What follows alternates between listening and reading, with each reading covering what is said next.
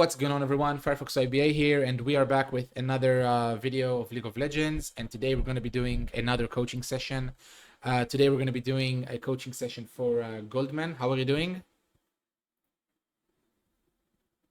That's great. That's great to hear.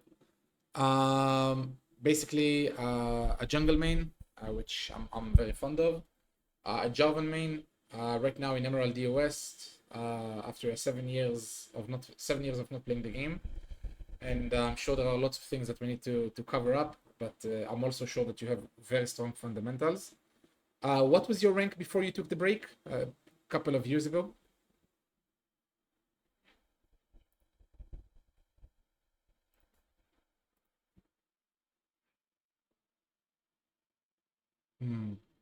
Okay, so like the D1-ish. D1 low master-ish, yeah. That area. I see. Wait just a second.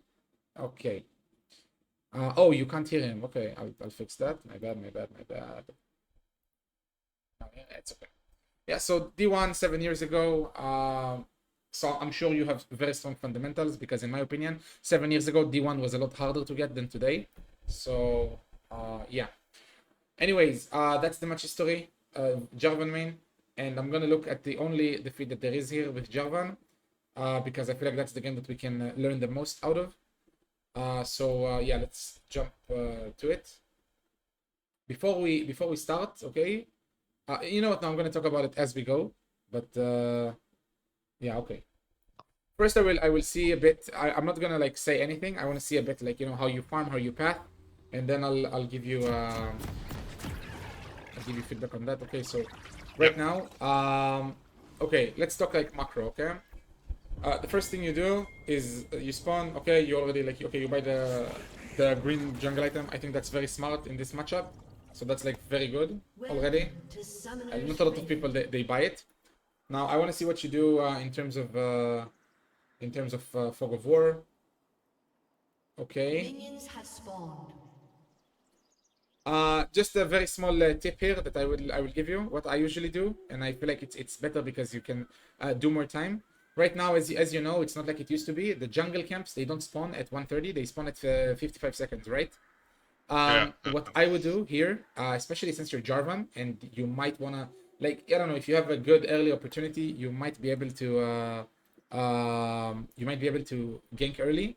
What I would do is I would not run all the way over here and ward over here. I would go and ward. Imagine like there's a line. I think like it's such a better ward, so that's why I'm like talking about it. Ward somewhere around here. Like imagine there's like a line here. You see my pen, right? Yes. So I would ward somewhere around here, or maybe even like around here, because then you can see everything. No one can just come here and walk up. Like you'll see it, and you can also see enemy mid if they go over here to ward.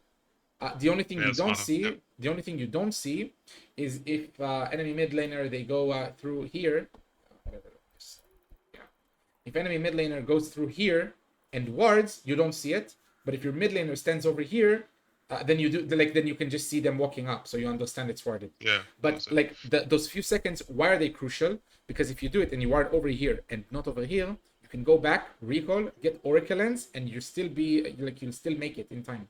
And that's very, very good if you want to gank early to have Oracle Lens. Yeah, typically the reason why I do that is normally or sometimes they just invade early because nowadays like everyone's AFK, just hugging the turret. Yeah. Okay. Here, I'm assuming you're going for a cheese. Yeah. Okay. I was a little bit too late, I think. Yeah, you were. I want to see how this plays out. Okay. No way. No way. I don't know. It's like so stupid what I did, but yeah, whatever. Okay. Should have also skill Q, yeah. Okay, nice. Okay, so very good, but I will give you a point. Okay, a pointer here. You should have lured it into the bush because it's less likely that the bush is warded. And notice how you didn't fully smite it. So like if he came back, he could have potentially outsmited you here. But other than that, very good execution. I will also say that Nocturne, like in my opinion, was kind of dumb because he didn't even kite the camp. He was standing still. Yeah, but overall, very good play. Like, you literally took Nocturne out of the game. Like, right here, 5 minutes, he doesn't have flash, you took his red. That's very, very good. Enemy top still missing, which is very interesting. Now, I want to see what you're doing. Here. Okay. First of all, I would say, honestly, here, I'll be honest with you. I don't know if I would go... Okay, it's very situational, because, like, we don't really know yet. It's a flip. You could have maybe, I don't know, instead of instantly, like, pathing over here, like, you see my mouse, right? Yeah, I see. Instead of instantly pathing over here, since you, like, saw him flash and he was low, and now he's gonna have to do the Krugs alone level 1, and maybe, like, you know, out of tilt, he might smite them just to try and get back into the game faster. I would potentially go over here and do his Raptors, because it's not like Malzahar can come versus Zed. You know, if like it was a more passive mid laner, I would tell you, perhaps it's not good to do it. But Malzahar doesn't have any CC early. Nocturne doesn't have any flash. You have EQ, so it's like you have a movement in your kit, and you have the flash up. I would just punish him and take his Raptors. But out of curiosity, could we like look up if he like actually did do what you just said to me? Let's see. Or did you just recall? But oh wow, you see, even yeah, like even better, like even better, like yeah, like you had more time, like, you know, that's insane. But would you like rate his camps in my so should I have taken his Raptors, or is like passing to blue fine? Okay, I'll tell you what. In my opinion here, the percentage of him invading your blue side is the lowest, because let's go over all of the possible things that could happen here. Okay, once you flash, let's go back to the moment that you made him flash, right? Yeah. All of the outcomes, all of the scenarios that could happen are those: A, he does Krugs, then he goes into Raptors, then he full clears because of his passive, he heals up a lot. So maybe like he full clears, he gets to the scuttle around I don't know 70% HP. That's scenario A. Scenario B, he goes to the Krugs, goes to the Raptors, recalls. Scenario C, goes to the Krugs, goes to the Raptors, and I don't know, tries to get a gank mid. And scenario 4, maybe he comes to your blue, okay? Like he comes to your blue like afterwards. Like, I don't know, he does this, and then he's like, you know what? Maybe. Though I don't know, like it's very, very like unlikely. You know, it's very unlikely, but it could still be a scenario. And another thing that he can do, and that's the final scenario, he could be recalling, go straight into his blue side, and then go to your red side. Because think about it. This is exactly where I like struggle. Because then I feel like I'm so in a hurry that normally I just take blue and then move straight to my red side sometimes. And I feel like this is like so inefficient. Because then I only took his red, none of his other camps, and then I'm just left basically with my blue side, you know? And this is why I'm usually spamming my like bot lane or mid lane, just please ward my fucking red. But they usually don't do it. I'll tell you what. Okay. At the end of the day, you need to work with probability, okay? At the end of the day, the least probable outcome, in my opinion, here is for him to invade your blue side. Why is that? Because think about it. Like, okay, he can do this and then do this, and then he either recalls, or he goes to his blue side, or he recalls and he still goes to his blue side because I don't know, he doesn't want you to somehow cheese his other buff as well, or I don't know. So what I would personally do here, what I would do, since Nocturne is a very good early champ, like probably, I don't want to say 100%, but if you use your EQ not good, he probably kills you in a 1v1. Like if you don't use your EQ in like, I don't know, to get away from his E, or I don't know, to get a good airborne or something like that, you probably lose the 1v1. So what I would do is probably over here, let's see what you're doing. You're, wait, what did I see? Where are you at? Oh, I have their vision. Yes. Okay, my bad. Yeah. What I would do here is, I mean, well, look, you did like, not want to say like you used your ward over here. So over here, like you can't really know if you like, you can't like, I don't know, leave a ward on Krugs. What I would do is I would take his Raptors and then go back to my blue, do the blue, recall, get a longsword, and then go to my red. Because at the end of the day, you need to think of two things. Right now, you have a lead, but it's not an applied lead. What does it mean? The lead is not applied yet. You might have more gold, You might take his flesh, but it's not like you bought items. It's not like you actually went ahead because of your lead. You understand? Like right now, imagine like, I don't know, you do your camps, you're level 3, until you finish these 3 camps. He does his camps, so you're both level 3. You're level 3.5, but he's level 3. You're the same. Like there's no actual lead. Like you get what I'm saying? Yeah, understand. So what I would do here is I would personally ask Fiora or ask Zed to leave a ward at the entrance of my blue side. If they do it, they do it. If not, they don't do it. They don't. Yeah, okay, so they don't. I guess they don't. I do the blue, I recall, I get the longsword, and I go to take my red. And then that's smart. I can deny him my camps while I'm ensuring that I at least, okay, because I want you to understand, okay? You need to think, and I should have started with this perhaps, but you need to start to start the game with the thought process of your lanes. Usually that's what I start with in a game, but because your early was so weird and different, like you went for the cheese. It's not like so it's not an ordinary game. But usually what I do is I explain about where should you start, red side or blue side, why, and what's the lane state, okay? So let's go back to that. Let's imagine you didn't do the invade. I want to talk about lanes for a second. So we have a Zed Malzahar mid. At any point of the game, in the early game, Zed should have prio. Like, it's okay, Malzahar can do more damage with the poison and the bugs, but Zed, if he uses his W and his EQ, yeah, maybe he won't be able to come and help you, but Malzahar won't have prio. Like, that's if he's even decent at the game. Fiora Ornn, from what I know, Fiora turbo counters Ornn, like one of the biggest counters. Maybe she doesn't have that good of a wave clear early, but she will outpoke him. As you can see, it's already happening. And bot lane, Vel'Koz Vlad against Jinx Blitz. I feel like the Jinx Blitz pressure is much stronger than the Vlad Vel'Koz. Therefore, the enemies here will have prio. I just want to make sure that we're on even ground. You know what prio means, right? Prio tempo. Yeah, sure. Okay. Yeah, sure. So they will probably have prio and tempo this game. Zed and Malzahar are kind of even. And Fiora, she might not have prio in the wave. I don't know. Like, we need to see how it goes. But she will definitely outpoke him. So one way or another, she will deny him the rotation. Now, take into consideration that you don't necessarily win the 1v1 here on Nocturne. Okay? It's not like it's an Evelynn. It's a Nocturne. You gotta respect it. You know, if he, like I said, if you don't use your EQ correctly, he can kill you. Like, he has a kill pressure on you.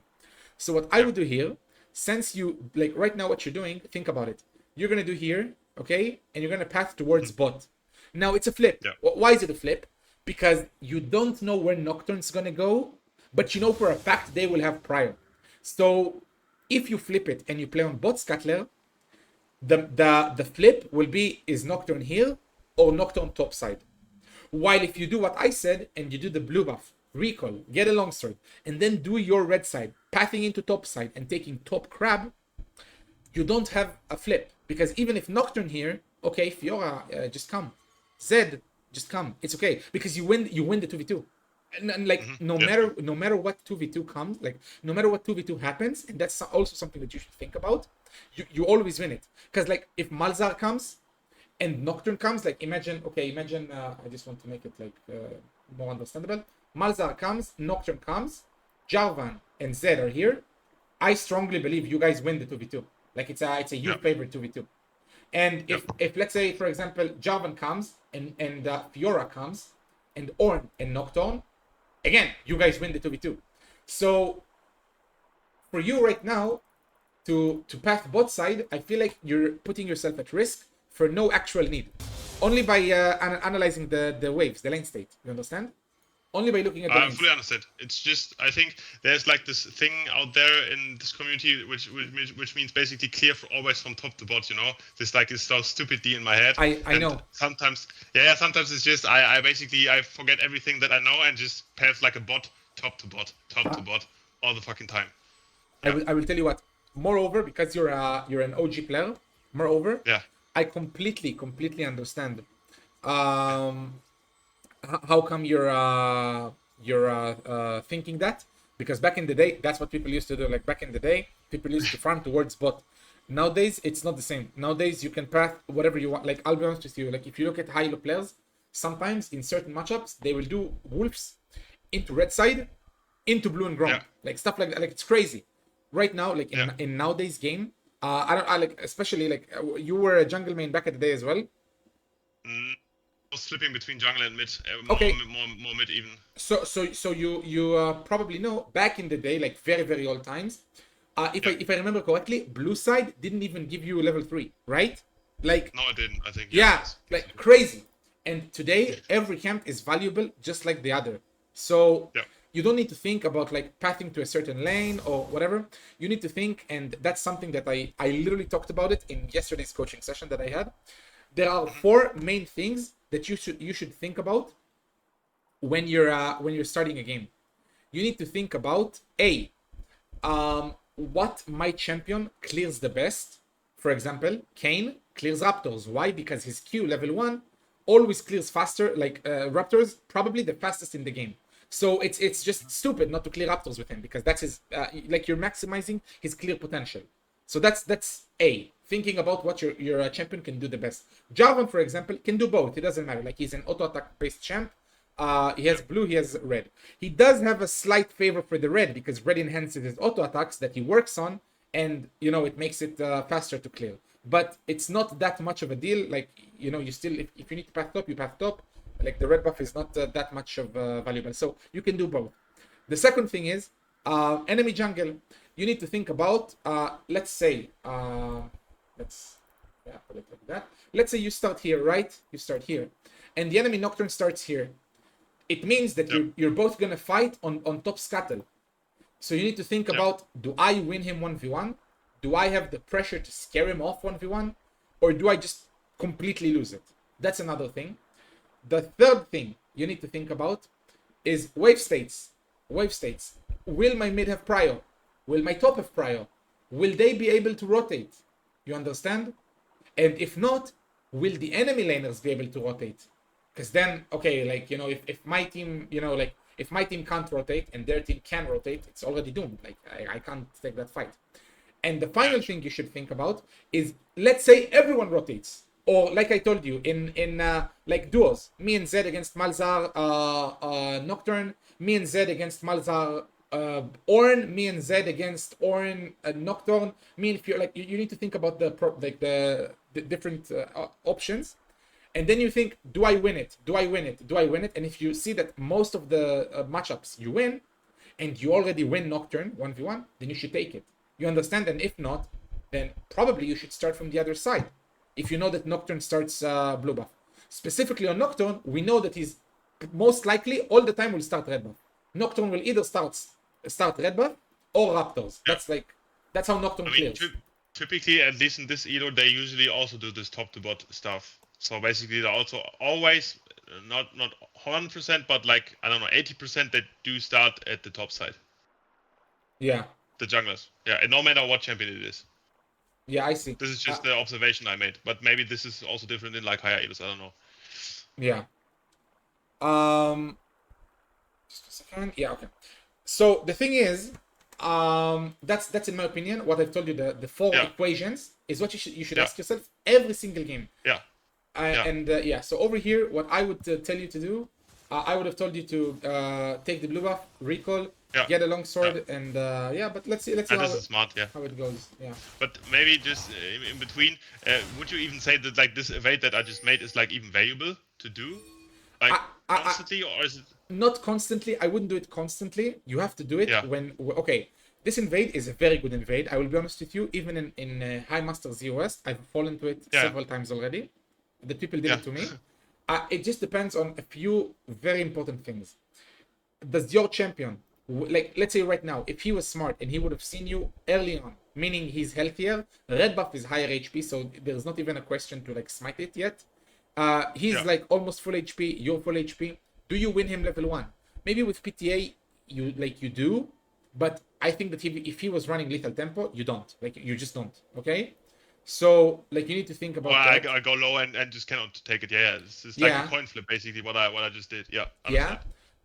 If it's a Shaco, for example, then most certainly not. Like, you know, if he's Hail of Blades Ignite, he's gonna do the boxes and then just kill you.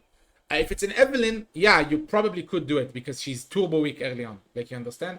But you should look on that, and you should also look on lanes. If the enemy, for example, if you have a Kale and they have a Darius, don't do it. Like it's very bad because you understand.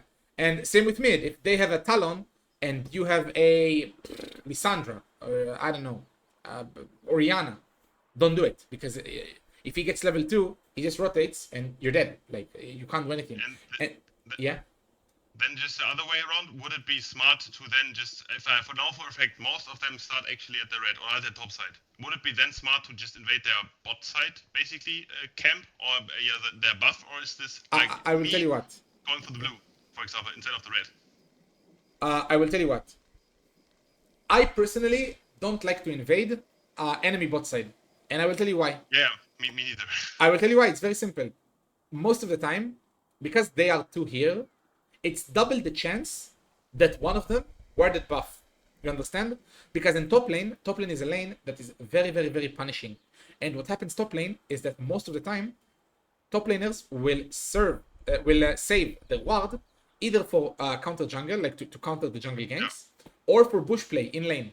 So it's most likely that the top lane did not ward for the enemy jungle. If the jungle warded, that's something else. Okay, like you can't know that. But like if he warded for him, I don't think so. That's less likely. On the other hand, bot laners, it's very, very likely that if the enemy jungle asked, support will leave a ward here, will leave a ward here, will leave a ward here. There are so many places that you can get caught off guard. And then again, like let's say it's warded here or here or here, and then they see you. Like imagine this is warded, right? Like the new vision that gives vision the entire river. Imagine it's warded. So right now, enemy knows you're here. Enemies knows you're here. Jungle is already, let's say if he's here, he's starting to think, okay, do I go to protect my blue, or will my bot be able to? And then I can go to his blue.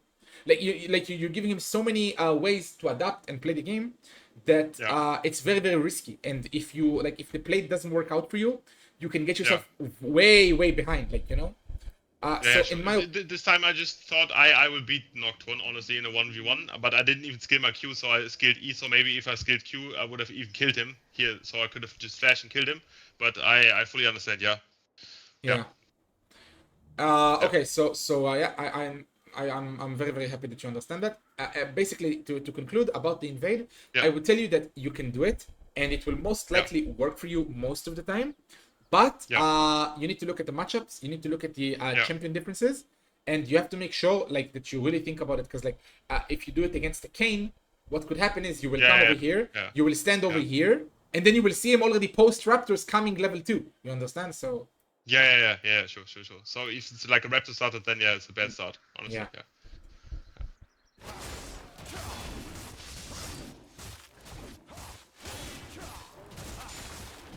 Okay.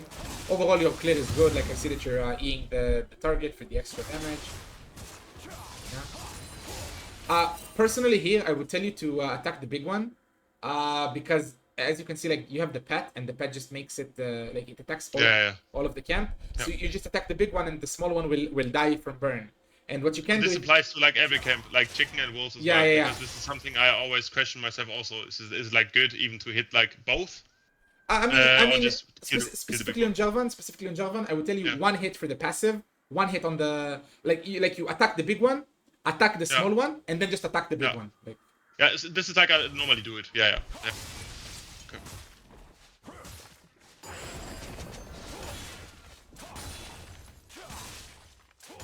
Okay. Now, okay, I wanna Okay, now I know it's something small, but just notice that there is a big difference if you put the ward here or if you put the ward here. Like that small second is like it's very, very impactful. Now I want to see what you do here. Okay, you're going to your Raptors, I'm assuming. Yeah, normally they are tilted because I stole the red, and often they fight me here at the Raptors. Yeah, understandable.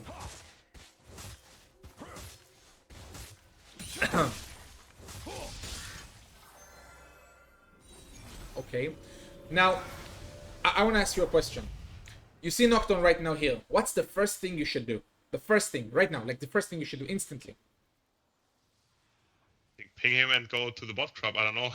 Okay, right now you agree with me that so far the game hasn't been ordinary. It's weird, right? Yeah. So but you do know a couple of things. You know he didn't do his red side. You know, like his red buff. At least his red buff. You know that he did do his blue buff, so he was in blue side, and he is level 3, so he at least did 3 full camps, right? Yeah. Okay. The first thing you should do in this situation, or in every situation early on that you see the enemy jungle, instantly press tab. Why press tab? Because you want to see numbers. You want to see information about his camps. Every camp is worth 4 CS. And once you see him here with 16 farm, you know pretty fast, right? Over here, I'll be honest with you, it's very, very weird because as you can see, he did Raptors into Wolves, into Blue, into Scuttler. Like, that's so weird. Like, okay, this one time, it's an exception, but most of the time it will work, okay? Right now, you see him 16 CS. He probably did his blue side into Scuttler, and now he's pathing to the top side. That's what should go through your head. There's no way anyone, even the best jungler in the world, like, I don't know, fucking Agurin, Natinat, right? There's no way they could have predicted he did the Raptors into Wolves, into Blue, into Scuttler. Like, no one does that. Like, this is actually, like, very, very low elo for him to do that because he's fucking up his clear. He's messing up his timers. I will get to that in a sec. You were saying? No, this is just, I thought, I told you in the beginning that I would go for his crop, but the scatter, but he already did it. Yeah. Because I didn't expect him to basically skip his Gromp. Because I think this is like absolutely retarded. Yeah. So, but I think I just went back to the camps, honestly, and didn't even contest him, And that's the best decision. I was about to say, I really hope you didn't contest him because... Oh, no. I don't even know what I did. Oh, no. Okay, whatever. Okay. I will tell you why.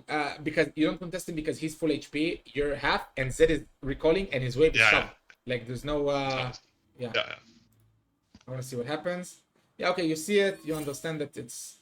okay. You have smite at least. He also has smite. Notice how he's poking you. Oh, okay. Yeah. Do you manage to get it? That's very good if you do. Nice, and just walk up. Nice. That's actually really good. That's actually really good. I'll be honest with you. I would have probably gave it. But he's also... like, pardon me, excuse me. He's also very, very dumb. We saw Zed recall. He had Malzahar in lane. The Prio in mid. You're half HP, and you didn't even recall yet. So he doesn't, like, you don't have any lead over him, and he just walks away. Like, he gives you the priority over Scuttle. Like, in my opinion, that's insane. Like, that's bannable, but whatever, like, works for you. You got the Scuttle. Now, let's see here. I just want to point out one thing, okay? And that's very, very important. What you should do nowadays, okay? Unlike in old times, okay, and 7 years ago with Lee Sin, Jarvan, Elise, these type of champions, it wasn't ordinary to full clear, right? You used to like 3 camps into gank or 3 camps into invade or yada yada yada. Nowadays, it's very, very important. We are in a meta. It's been like that for a couple of years, yeah? We're in a meta that it's very, very rewarding. It's very, very rewarding to power farm. And power farm means not only to farm a lot, it means to farm effectively. Now, what does it mean to farm effectively? It means 2 things. A, you want to make sure that you are on your camps when they spawn. And B, you want to make sure you don't have any excessive maneuvers. And I will explain. Think about it that right now, look, your Krugs will be up first, then your Raptors. Then, okay, this is an exception because, you know, you had to fight over Scuttle. But because you went to Scuttle, think about it that the next time you will go to your Raptors after doing Krugs, you won't have anything to do on the map. Because this camp will not be up yet, and this camp will not be up yet. So you will have a window. Now, okay, this one time, okay, you went for the Scuttle, but let's say there wasn't a Scuttle. Let's say you didn't have to go for it. What you should have done is go to your Wolves and only then Frog. Because it gives you a pattern, right? Because then what happens is, like, I know you probably understand it. I just want to clarify it. Because then what will happen is you go like this, and then you go like this. And that's a waste of time. It's inefficient. Yeah, it's inefficient. Yeah, okay. To make sure you understand it. Now, it right now, it seems very easy and hard to miss. But a lot of the time, it can come in very different variations. You know, let's say a lot of the times you will see people, they do Frog into Wolves, into Raptors. And I don't know, maybe then Gank bot. Or another variation, which is very, very common, especially in lower brackets, I see it. Golds, silvers, plats. When I coach this elo, I see it a lot. I see it so many times, and I will explain it to you. What people do most of the time, let's say you started red, right? So they will do 1, 2, 3. 1 second, let me go back. And then they will do over here, look at the blue side. They will do 4, 5, 6. And this is very wrong also. Why is it wrong? Because if you look at the bottom, Buffs, they have 5 minutes cooldown. And the ordinary camps, this one, this one, this one, and this one, they have 2 minutes and 15 seconds cooldown. And what happens is that if you do, let me just remove everything. If you just do wolves and then blue, and only then you do the gromp, like you do 1, 2, 3, what happens is, again, you will get your wolves and you will have nothing to do on the map. You will have 20 seconds until you get gromp. Now, typically, I do the grump before the blue. So Yeah. this is what I usually do. So And, basically, and, I and that's change very around. important. What I will say, you're playing Jarvan and you're a Jarvan main, so for you it's less of a concern. But I will tell you as an Evelynn player that a lot of the times, because I'm afraid of being invaded, what I will do is I will clear my entire red side, I will go straight to my blue, and then I will do Wolf's Gromp. But no matter how I change it, I never mix it up like the order. I always do both of them together. Whether I do the blue after or I do the blue before both of them, I don't do the blue in the middle. I just want to clarify that. This is very important. Yeah.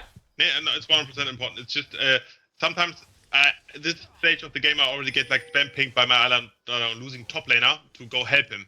So, and this is always something that also confuses me. It's like whether I think I didn't even do the wolves. It seems like whatever. But is it like more beneficiary always to clear the camp or just help the laner and get the gank? Okay. Or is it, I mean, this depends on the circumstance, I suppose. But I will be honest with you, and I will tell you an unexpected answer, my friend. At the end of the day, there isn't a 100% guaranteed equation for that.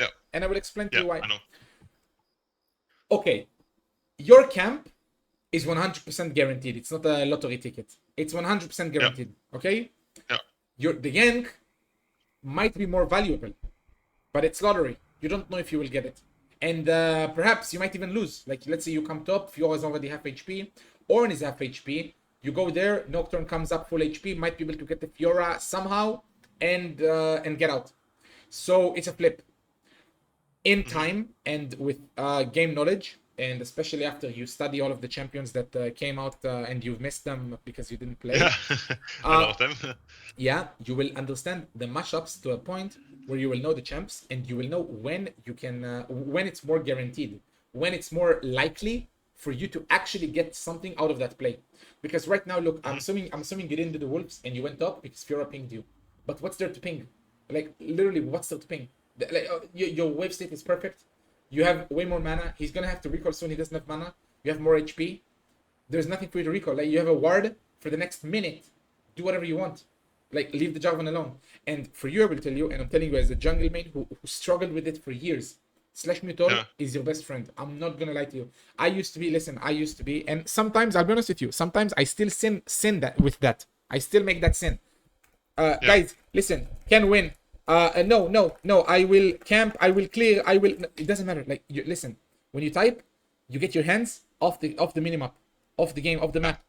And that's the most important part. The chat is irrelevant.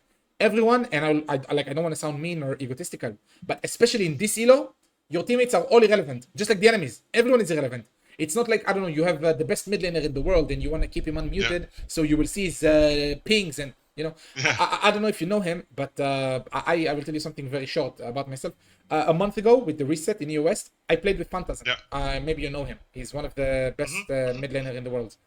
I jungled for him. I played jungle for him. The guy was so, like, his pings, they were so important and valuable. He jungle tracked more than me. So, of course, that's a mid laner. I want to see his pings. But your Zed on it, or this guy with the name, completely irrelevant. No matter who they are, they're irrelevant. Like, /Mutol, focus on your own game. You're the only one that matters. You're the only one that counts. You're the main character. Yeah, I typically have nowadays the chat deactivated, so I just can't see my pre-mate, but I usually play solo queue, so it's whatever. But yeah, the pings are still distracting. And I didn't went for the gank because I also saw it, no matter what. Do it. Yeah. Let's see here.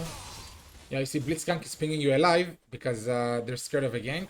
Now over here you're recalling. Okay, now again, listen, it's very, very important that you notice, okay?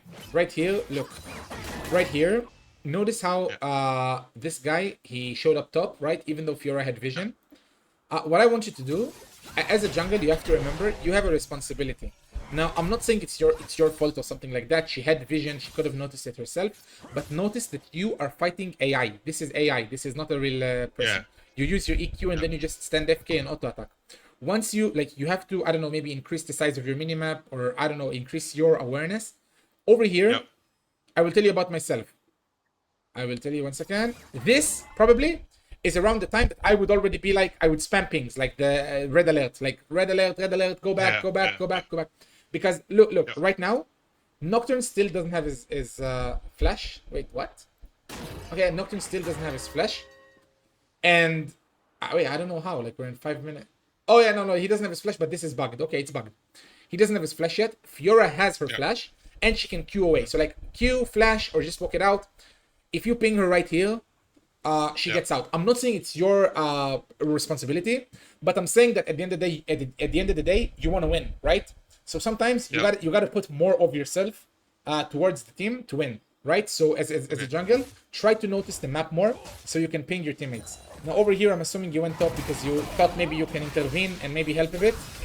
Fiora tries to do something. You obviously see that she. He didn't even flash, so whatever. So but I have a question in terms of pings, because not in all games, but a lot of games, I usually also try to track the jungle and also ping his camps basically where I think he could be. So the missing one or the red one. Yeah. But sometimes, or like most of the times, they just mute me or flame me for pinging too much. Ignore them. So I ignore them completely. It's just. Okay. Look, I will be honest with you. At the end of the day, every match in League is different. One game you can have humans, one game you can have unreal, mentally challenged, okay? You have to make habits that are healthy. What does it mean? Yeah. Tracking the enemy jungle and pinging, not 20 times, but like twice here, like or ping once and say, knock Raptors, or like, but not Caps, not the Caps, knock Raptors, and then you ping it like once. That's very healthy. That's very, very good.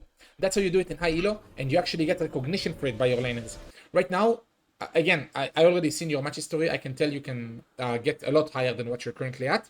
But right now in the elo you're playing, your teammates, I'm sorry to say it, like I don't wish to sound toxic. They're not humans. If someone here flames you, no, I'm dead serious. If someone here flames you for tracking and pinging the enemy jungle, they have an issue. Like they're mentally unstable. Like there's no other way to say it. Over here. Oh, and one more thing I want to say. We see Nocturne, right? Even if you see that you can't intervene, again, as an instinct, press tab. Nocturne has 20 CS, okay? Why is it important? When we saw him go from mid, he had 16. And then you took his scuttle, and you took the Gromp, and you took the blue, and he only took one camp. So what you understand from it is that he only took one camp on his red side. Meaning that he either goes back into his red side jungle afterwards and finishes his clear, or he recalls and goes back to his blue side, but then again, you will have one camp lead on him. At least one camp, at least. Because he didn't do it in time. And you did full clear. You understand why? Yeah, I understand why. It's just, if I now see what he does, I'm even more confused because I can't even tell where he goes, because he left like his Grump, he didn't do his Raptors, I don't know what he's really... No, it's of course. Hard tracking if you do like this things, Yeah, no, of course, like you can't know exactly what he did. Like for now, for example, we saw him mid with 16 and now he stopped with 20. Obviously, you can't know if he did the Raptors or Krugs, but I want you to understand that you can know. I don't care if he did the Krugs or the Raptors. It's irrelevant to me which one he did. What does matter to me is that I've seen him walk up mid with 16. Now he stopped after you did 1, 2, 3 camps, while he only did 1, right? He only did 1. And now you know what he's going to do. Like you, with your current knowledge, you can track what will happen. You understand? How do you do it? You understand that he only did 1 camp, and obviously this has 2 camps, and it's been quite a lot of time since you've been in his red side. So clearly both of them are up, because you made him recall here or like go back early on. So you know for a fact one of these camps is still up. Meaning, you know that after this gank top, either he goes back to his red side, clears that camp, recalls, and goes back to bot side, or he instantly recalls, goes to his bot side, and then farms towards Raptors and Krugs. But if he does that, you know for a fact, you're always going to be 1 camp ahead of him, at least, at the very least, at the bare minimum. You understand why? Yeah, I mean, because he skipped the one. Because he skipped the one, and because he didn't, because he didn't do it, it will always be delayed. Because like how camps work, let's get it a bit deeper. How camps work, you know how when you do, let's say wolves, you do them, they have a X value of HP, right? And then after you kill them, 2 minutes after they respawn, and they have a much bigger X value of HP. Like their HP is bigger, they're stronger, they give more XP. The camps, they have levels, okay? Every camp has levels. Okay, that's something that you have to understand. Every camp has levels. Now, because he didn't do his Raptors here, he's one camp behind, because this camp will give him less XP. It will deny his, I don't know, for instance, let's say he did all of his camps, right? So now they will all be level 2. This one is still level 1. Then these will be level 3. This will be level 2. This camp is always going to get him less XP in comparison to others. While you cleared perfect. You did all of your camps. So they will all be lined up in level. You understand? That's why it's very, very important. Yeah, okay. Okay, nice. I just want to get that cleared out. Obviously, like it might sound to you very specific, but it's really not. Like it happens in more games than you think. Now this is something that I'm not really tracking sometimes, like also my camps, and then I just leave them and go for a gank instead. So this is also valuable for me. I will tell you what, a lot of people, they don't understand that those type of trackings are very, very crucial. Why? Because sometimes you will see that you're getting invaded, for example, right? Let's say early on, right? You do your red side and you see the enemy jungle is invading your blue side. A lot of the low elo junglers, instinctively what they will do, they will walk up to their blue. I need to defend my territory. I have to go. There's no way I'm going to let them invade. And a lot of the times people don't understand. Fuck it, let him do my blue side. I will go to his blue side. I will take whatever I want. Because at the end of the day, and even if I don't manage to take the same amount that he took, I want to express it with pen. 1 second. I want to, Let's say you were over here, you did your camps, right? And he was over here, he did this camps, right? And what happens is, afterwards, of course, he will walk back to his red side and he can do all of these. So you will tell me, wait, what? But he has an advantage of me because I only managed to get this. And then I had to back off, right? So he has an advantage on me. He did 6 camps and I only did 4. True. But then he will go to his blue side and these two will be still level 1. And by the time you go to your blue side, they will already be level 2. I'm not saying it's the most optimal play, but it's something that you always have to think of, you know? The camp level is very, very important because it gives out different XP, different amount. And sometimes it can be the difference between getting you level 6 or getting him level 6. Or getting you bot Scuttler or Prio for Drake because you have 20 stacks. So your smite is stronger. It's very, very important. But then how do I actually do it? Because I always tell my laners, like, please ward the shit for me, so I can make sure that I'm not getting invaded and actually have the... Because I don't have vision usually there, so I don't even know if he's doing that or not. So this is like also which I sometimes struggle because I cannot know based on this. Is he really invading my blue and should I go to his blue? Because I have no ward, I have no vision, so I cannot really know. What you do in that situation are 2 things. There are 2 solutions for that. The first thing is knowing the matchup. For example, enemy Shaco can invade you, enemy Kindred can invade you, enemy Graves can invade you, enemy Evelynn, I don't think so, enemy Zac, I don't think so. So you should think about that. And the second thing you should do is, if you want to start red, go to your blue, ward the blue over here in the bush, recall, get the Oracle Lens, go to the red. You want to start blue, go here, ward like I taught you, recall, get Oracle Lens, go to the blue. Always make sure to listen. What I used to do back in the day, and I want you to understand the differences of, for example, how I became better. What I used to do, I used to always try and ward myself the other side of the enemy jungle. For example, if I start here, what I used to do when I was a worse player, I used to walk up, ward his blue, then go back, recall, get Oracle Lens, and then start in one of the sides. And that's a very bad thing to do. Why? Because what if he doesn't start here? Okay, that doesn't necessarily mean that he's here. He could be here if I'm here, or he could be here if I'm here. Like warding this or warding this, for example, like in your case, warding this or warding this gives you nothing. Warding your other side, like let's say warding this while you're starting here, is much, much better. So what I would tell you to do, my personal preference, always make sure to ward the other side of where you're starting, and always ask your mid laner to ward his Raptors early.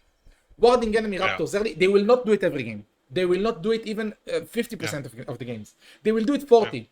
But those 40 games, you will have a very strong advantage. Because in your elo, an enemy mid laner will not necessarily ward yours. And if you can get your mid laner to ward theirs, that's very, very crucial info. If you see enemy jungle hovering on map, and then you press tab and you see 8 CS and he's doing Raptors, you know for a fact he started red side and he did Krugs and now he's doing Raptors. So you know where he started, you know where he's gonna be. You can, like, I just want you to understand how much information you get from it. You know where he started, you know his camp's order for probably the rest of the game, you know he's gonna be bot side or mid side gank wise in the next minute and a half. You can literally tell them, guys, knock bot or mid 1 minute 1:30 from now, something like that. And you also know he's gonna go for bot scuttle, and by that you react. Do I win him? Like I told you earlier with the equations, do I win him 1v1? Okay, so I will path here because I want to fight him. I will change my path, I will invade, I will wait in his blue, I will ping them. Will they have prio? Can they win? What happens if Nocturne comes? Can they disengage? Do I have, I don't know, Ezreal something that they can just walk back? Or do I have Jhin Zyra that they can't go back? So I need to like ping them or maybe be there for a counter again. You understand? Like there's so much information that you can get from this ward. If you can get your mid laner to ward it, it's very, very good. Yeah. That's the current meta in high-elo games right now. But you never ward it yourself. You ward the other side of your jungle. And this is, I think, something that's important to me, because if I do the invade that I just did, then basically it's hard for me to basically follow this blueprint, right? This is because I just place the ward at the beginning at my red, whatever, I just throw it in and then just directly went to his red, because I felt the urge basically to, if I want to invade, I'd have to do it now. So, yeah. Yeah. But maybe then it's better for me just to not invade in the beginning now, just learn this, what you just told me, and then basically I can still adapt. I will tell you what, the thing is with invade, it's very good if it works, but if it doesn't work, it can really screw up your game. While in this elo, it's not like you're playing in GM. And I will tell you, listen, you're playing in elo that it's very, very important to, most of the time, cheese, because you're playing against very, very experienced players and they've experienced every single pathing and every single pattern that you can possibly come up with. So it's better for you to just flip random shit and hope for the best. In this elo, if you're just consistent and you do the recipe that works, and you ward the other side, and you clear towards the good side, towards the side with the prio, and you know that they can help you get scuttle for sure. And maybe, you know, I don't know, for example, if you know you clear the jungle faster than the enemy laner, and you know he started blue, and you start red because you know that they can help you on scuttle if you need, what could happen is you can take top scuttle, and before he comes from Raptors or Krugs to top scuttle, it's already done and you're pathing bot, and you take 2 scuttles, which is insane. You understand? Like game winning insane. Now over here, I just want to point out, you're walking up here. Notice how your Raptors is up in 10 seconds. What I would do here, because you, I want to put it like in quotas, like you messed it up. You didn't really mess it up because there was a scuttle and you wanted to deny it. I completely understand it. But what happens is you have like the Raptors in 10 seconds and then you have like 1 minute break here until the frog. So what I would do, no matter what you want to do here, first take the Raptors, then you have a timer. You have 1 minute or like 50 seconds or I don't know, 40 seconds that you don't have any camps up. Meaning you don't lose anything by, I don't know, dying, doing a gank, forcing a gank. It's okay. You have nothing better to do on the map. So first take the camp, then do whatever you want. But I'm assuming maybe you wanted to check Drake, that he doesn't do it. Okay, yeah, you see that it's not being done. Now, because you walked up, you gave us a timer on Skull, 40 seconds. Okay, very, very important. Now over here, I want to see your... How do I see? Okay, no, you're very far from level 6. What I would do here, honestly, I will be very honest with you. What I would do here, Malzahar is level 6. Zed is also level 6. Zed is coming back to lane. What I would do here, I would not... Okay, I will talk about this in a second. What I would do here, pop Oracle Lens, if you have it. If you don't, then just don't pop it.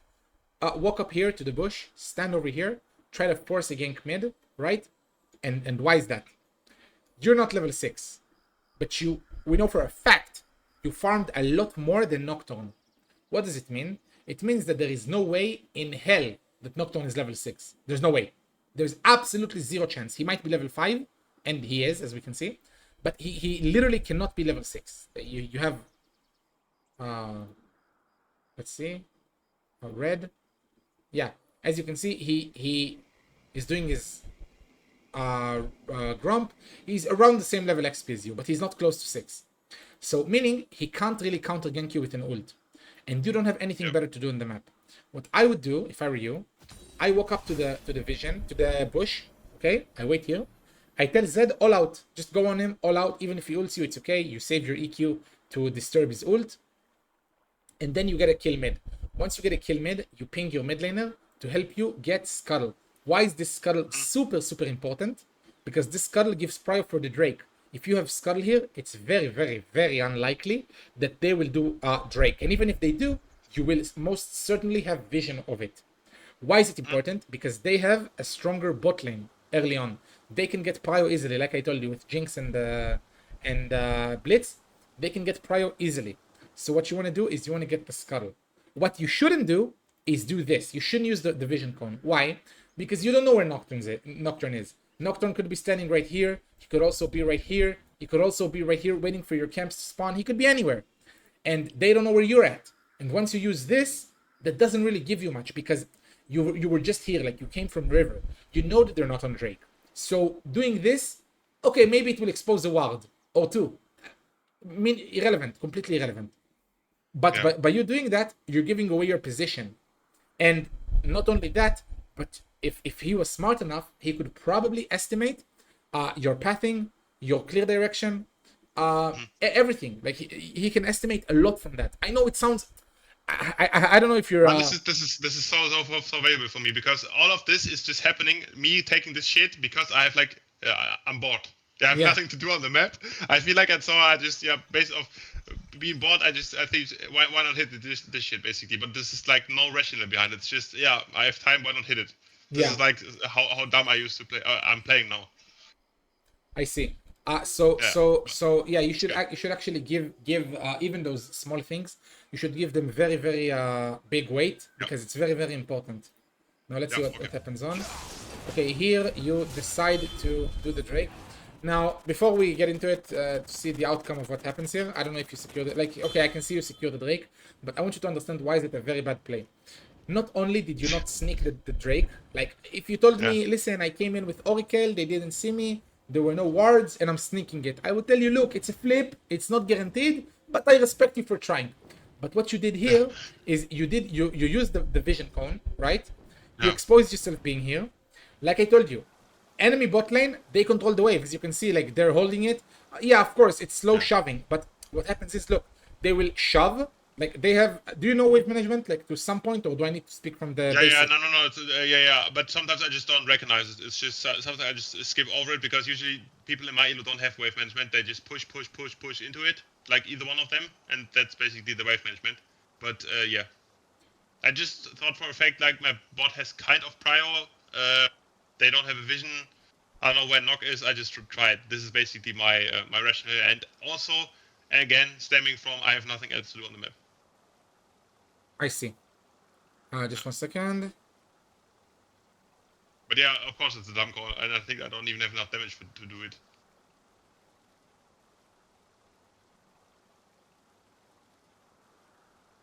Yeah.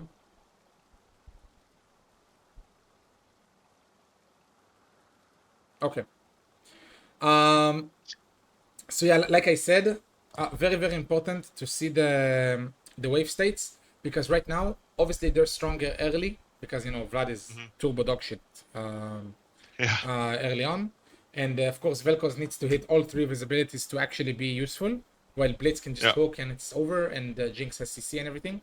So you look at the wave, right? You look at the wave. They are clearly slow pushing. Maybe even Nocturne told them like crush the wave and come Drake. Perhaps we don't know. But the wave is pushing towards your team, and there's nothing they can do about it. And they have a massive wave that you're gonna have to stay for. Plus, you gave yourself away. Plus, Zed can't walk up into the unknown, meaning he can play with you on Malzahar and he can lane against him 1v1. But while he doesn't have vision, and he doesn't have vision as you can see because it's your vision, that there are no wards here, and he doesn't know where Nocturne is. He can't do anything. So like Zed can't come, and if you look at the wave also, he shoved towards him. So like your Zed doesn't have prio. Your bot, they won't have prio in like 10 seconds. You don't know where Nocturne is, and you've shown yourself. Like it's very, very important for me to express to you that you like it from every aspect. You gain nothing from this play. I just want you to understand. And the most important thing is that you have 20. Wait 1 second, it's bugged. Yeah. The most important thing is that you have 21 stacks. You don't have 20. When you get to 20, your smite gets upgraded to 1000 damage. So it's much better to stall the Drake, especially with the lead that you had early on, to make sure you're at 20 and he's not at 20, and then you have 400 difference on smite, you know? Like you remember back in our days, each level would have given you a smite power, right? Nowadays, you don't play on that. You play on the spike, on the 20 spike, or on the 0 spike once you finish it. On the, like, you start 600, then it's 1k, then it's 1.4.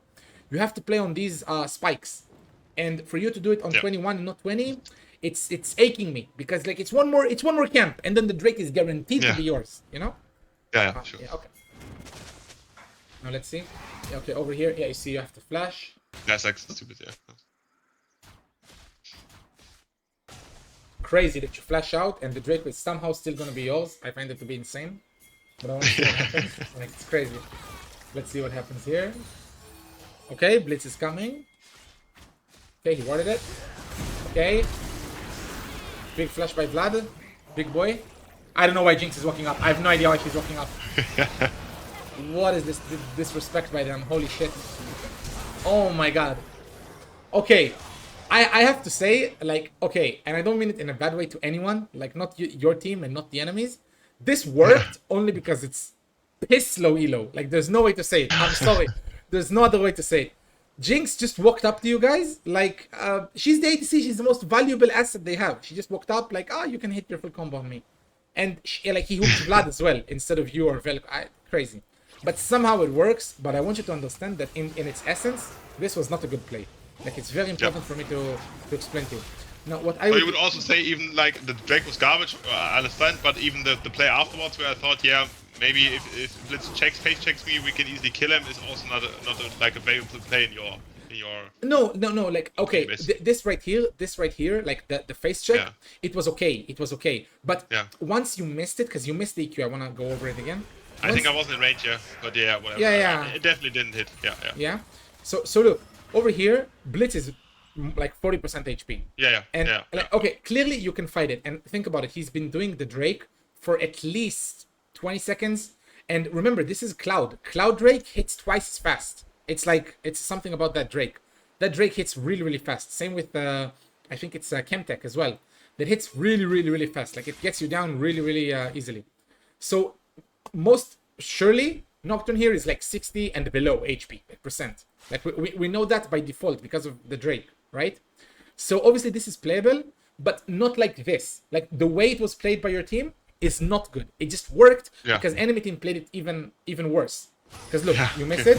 What you do, okay, now look, the first thing he does, he exhausts you and not the Vlad. Like, that's crazy. He exhausts you after you already missed your combo. You have nothing to do here. The best thing you can do is walk up and auto attack. But he chose to exhaust you. That's the first mistake. And then Vlad here actually pops up with the flash. Okay? And he hits her. She uses the W on you and not on Vlad. Which is another crazy thing. Nocturne, as you can see, he's like half HP and he was full because of the Drake. And then, look, they go back, she walks up. That's crazy. What is this audacity, man? Like, oh, what the fuck? And then she's like, okay, I need to go back, but it's too late. And then out of everyone, he hooks the Vlad, which still has pull. He didn't use it, and the Vlad is already getting his red bar up. So he just heals. And Nocturne uses the fear on him. Like, did you see it? Nocturne uses the... Yeah. Nocturne uses the fear on him. So they basically played it... like, I swear, I'm not trying to flame anyone. I'm trying to give a precise analysis. They played it the absolute worst play, like, ever. They couldn't have fucked it up more. So this worked. But it doesn't mean it's a good play. And that's what I'm trying to get at, you know? But okay, like, it works, I guess. Whatever, like, we're not gonna complain over a good play, I guess, like, because it worked. They trade, which is fine for you, I guess. Wave is kind of even, so it's whatever. You take the Drake, and then I want to see what you do. Yeah, okay, Jinx died with both of her things up. Over here, what I would do, okay? Listen, what I would do here, I wouldn't smite it. Why I wouldn't smite it? Because look, you have a ward over here. You have a ward over here. No one is coming, right? And you're 21 stacks, which means that if you do the Drake, you will get down to 20, which means your smite will be 1000, which means you can guarantee the scuttler as well, you know? So you don't smite it, and then you have 1k skull, smite, and then you can do the skull and like ensure you get it. And you have these two. Just skip it. Yeah. Yeah. Okay. It's I want you to understand, like, it's not game losing mistake, but it's like, you know, like right now, look at your XP. You're almost 6. You're almost 6. Imagine you do the scuttle, and maybe you can force another play mid because you know Malzahar doesn't have ult because you have 6. Or maybe you can force to play bot because again, you have 6. Yeah, and now instead of recalling and going to, I see the urge basically clear. Yeah, 100%. Yeah, so like you should have recalled and went to your blue side because Nocturne knows for a fact you did you did the Drake. He knows that. And he knew that 20 seconds before you even completed it. So what he should have done is instantly walk to your blue side, which I don't know if he does. I'm assuming he did because Blitz is top. Let's see. Yeah, my guy's chilling. He's in a Hawaii vacation, okay? Crazy. Holy shit. But still won the game, what can I say? Yeah. But as you can see again, like you did that mistake. Krugs are up. You just skip them, okay? Yeah. But yeah, okay. Now let's see how much gold you're carrying. See what I'm actually doing. It's just like pretty frustrating to me to see what I'm actually doing. The most insane thing you can do is watch your own replays. But I wouldn't say, as you can see here, they're just gonna do it. Just give it, just give it. You have unused lead. You're carrying 1.5k. It's and Nocturne is 6, and you know that he's 6. Like you have the vision, you know. Yeah. So absolutely 0 point of even trying to do anything. Just go take your camps. Or wait, and even Malzahar is coming. Crazy. Nah. Just walk back. No way. Okay.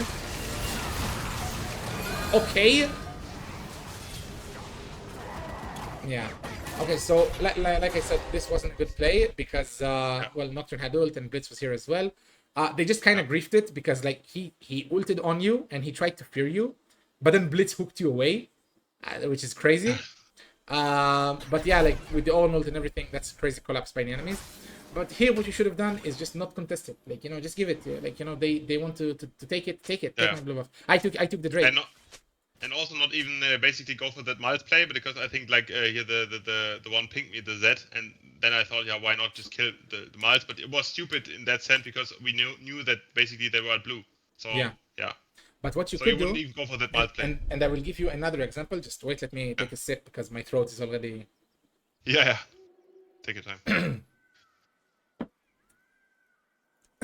Remember, at the start, we've seen Nocturne cross here with 16 farm, right?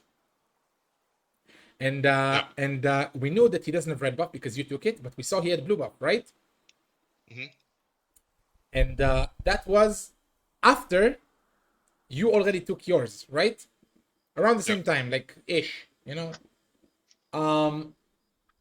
Over here, if I'm you, right here, and I just want you to understand how differently the game would have played out if you played differently. Imagine after the Drake, you do the scuttle, and you instantly recall. Then you go to your blue side. You're much stronger. Maybe if they come then, you're either A, taking the blue on, like fast enough, and then they don't take it. You deny it by taking it yourself. And then you can path to your red side because, you know, who cares about it? That's A. Or B, you recall, like I said, you come here, they come, and you see that you have to get out. So what you do is you get out, but you don't even go to your red side. You instantly go to his blue side because his camps are up here.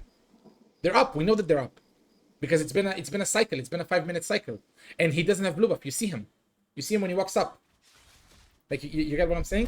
When he walks up here to your jungle, like over here, he doesn't have blue. So once again, if you click tab, and you see he's on 40 CS, and we saw him earlier on 28. You understand? Like on 32, I mean 32.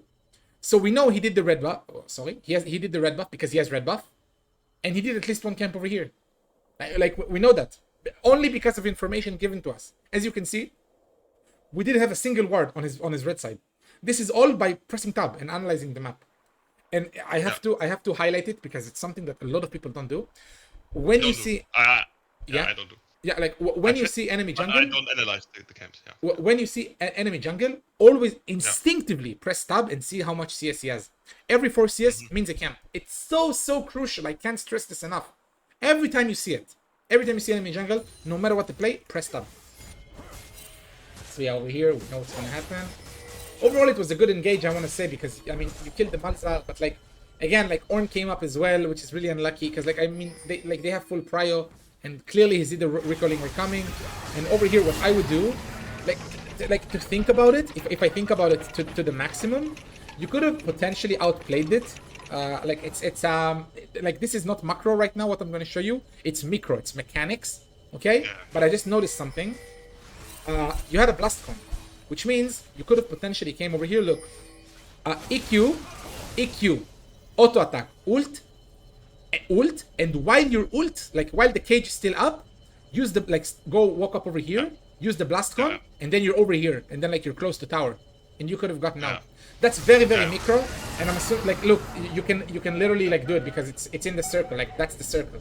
So you could have stood over here, and it's very micro, and I don't expect you to notice it in the middle of the chaos. But I'm just giving you another way to like you committed to this play. You still had a way to like get out and you know like still have your hand on top. But again, I will say that this is not the play in my opinion. Like I said, like recall here. After the Drake, you secured it, go to the top, and just react to what happens. But it's okay. Good explanation. Thank you very much, Rifle. I appreciate it. Now, you see, over here again, look. You're 6 seconds into the recall, into the spawn, right? We know, because of what I just taught you on the 40 CS that we saw, we know that he only did one camp topside, right? And now you see them walking up to Void Grubs, which means there are a few ways that the next minute will be played. It's either he does the Void Grubs, recalls, goes to his blue side, or he does his Void Grubs, forces again on one of the adjacent lanes, on one of the close lanes, or he goes to finish up what he started on his red side. I don't know what he will do, because this is Emerald, and the players here are very hard to track. But what I would personally do, you took my blue, instantly go to his blue. Take his blue, just his blue. Don't aim to take 7 camps. No, it's okay. Like over here already EQ. Like you see, you have your EQ up. It's just use it to get faster. What I want to see you do here, and I hope you do it. Okay, never mind. You use the Tiamat. You have the smite. I mean, okay. Now over here, I just want you to see. He took the Void Grubs. You see him pathing top for some reason. His entire jungle is up. You should punish it. Take all of his camps. In my opinion, and I will tell you my personal opinion, taking his 3 camps over here is even more valuable than him taking Void Grubs. Fuck the Void Grubs. Give him the Void Grubs. Fuck the Void Grubs. Or like do the scuttle. But forcing the gank over here while you have this camp up, scuttle up, and 3 camps that you have to take. Forcing the gank here. It's again, it's like I told you earlier, it's a flip. It's a play that could be worth it, but you lose so many things from it. You lose tempo, and only if it works you get value from it.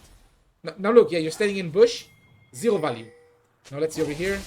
Okay, you knock him up. Zed is coming. He doesn't have W yet. Now he's gonna W. Okay, you get the kill. Nice. Okay, and he forces him to use his ult. Let's see. Okay, over here, Nocturne went into his red side. What I would assume is that he is probably doing the camp he didn't do, and because he went from here, and we saw him on river, like he didn't go. Nocturne didn't go like this. He went like this. So I can assume the camp he's missing is Krugs, and after all of the blue and the Void Grubs and the kills, I'm assuming he's carrying quite a bit of gold, so he would most likely recall here, right? So what I would do here, you still have time. Go take his blue. Like, you still have time for that. What the fuck am I doing? It's okay. I think still at this point in time, I didn't even have in my mind that this blue is actually up. I think this is the issue why I'm not doing it, because I'm not considering it.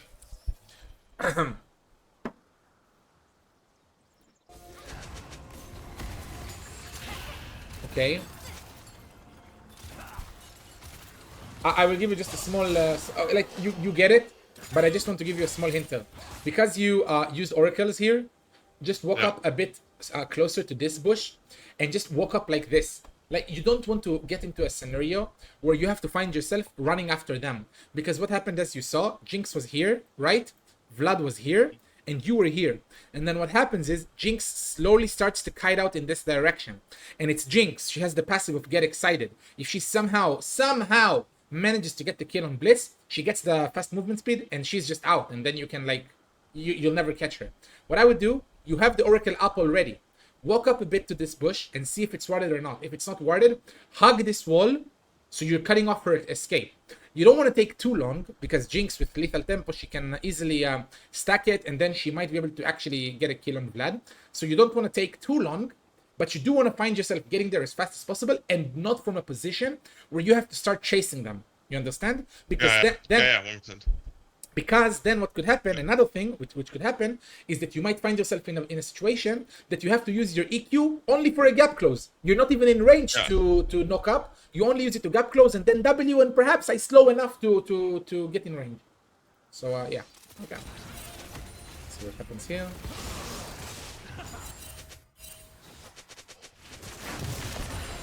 Okay, here again, you smite.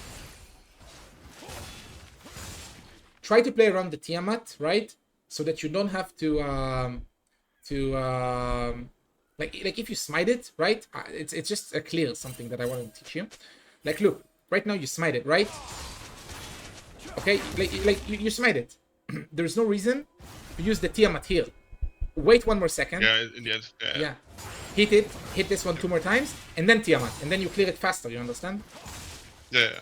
It's a very small micro thing, but if you do it every time you clear the Krugs, here you save 3 seconds, here you save 3 seconds, here you save 3 seconds. It stacks up, yeah. And if you do it like that on every camp, it stacks up even more, you know? Like exponentially stacks up. It's crazy. Now here as well.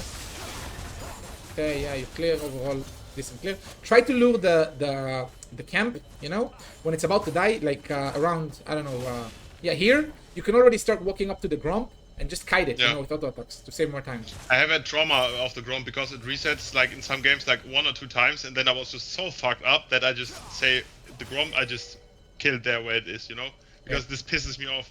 If it resets, it's like so much time, waste of time. But yeah, in general, definitely, yeah. Yeah. I have a question. What's the most important thing that we should do now, right now, at the game? While you're doing the Gromp, look at the minimap, look at everything that's going on. What you should do? Kill the Gromp and then basically, I don't know, like basically recoil as fast as I can, I think. You're going way too much ahead. Right now, in this particular second, what you should do? There's something that you should do. I've told you it before. Same exact scenario. Who do we see on the map? Look at the minimap. Who do we see? The jungle and then press tab, yeah, okay. Precisely. Okay. You see the jungle, he's at 58 CS. We didn't track him properly, but we know for a fact that he was on 44. We saw it earlier, and then he went and took his camps, right? Yeah.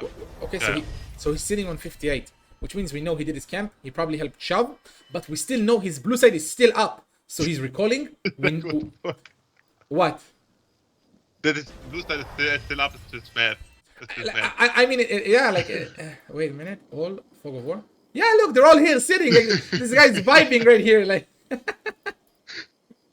Yeah. So now, because he's recalling, and we knew his bot side still up, we know for a fact this guy's pathing bot. So if I'm you, bro, I'm sitting here, bot, care, not pathing bot. He is bot side right now, care.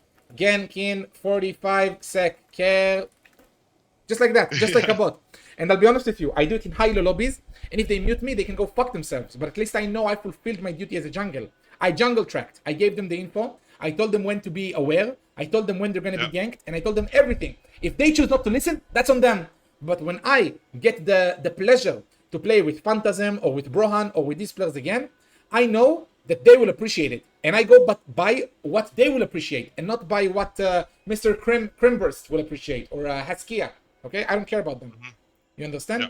You need to think about not what they say. If they flame you for, like you said, if they flame you for pinging the enemy jungle, they're stupid. And you shouldn't listen to them. That's your responsibility. Okay, now over here, how much gold you're carrying? Okay, you're carrying 1k gold. Okay, I don't see how you guys catch that. Yeah, over here, yeah, it's gone. But I want you to understand what happened is, right now, once again, you find yourself in a position because you didn't make the most perfect decisions in terms of you didn't go to his blue side when you had the chance.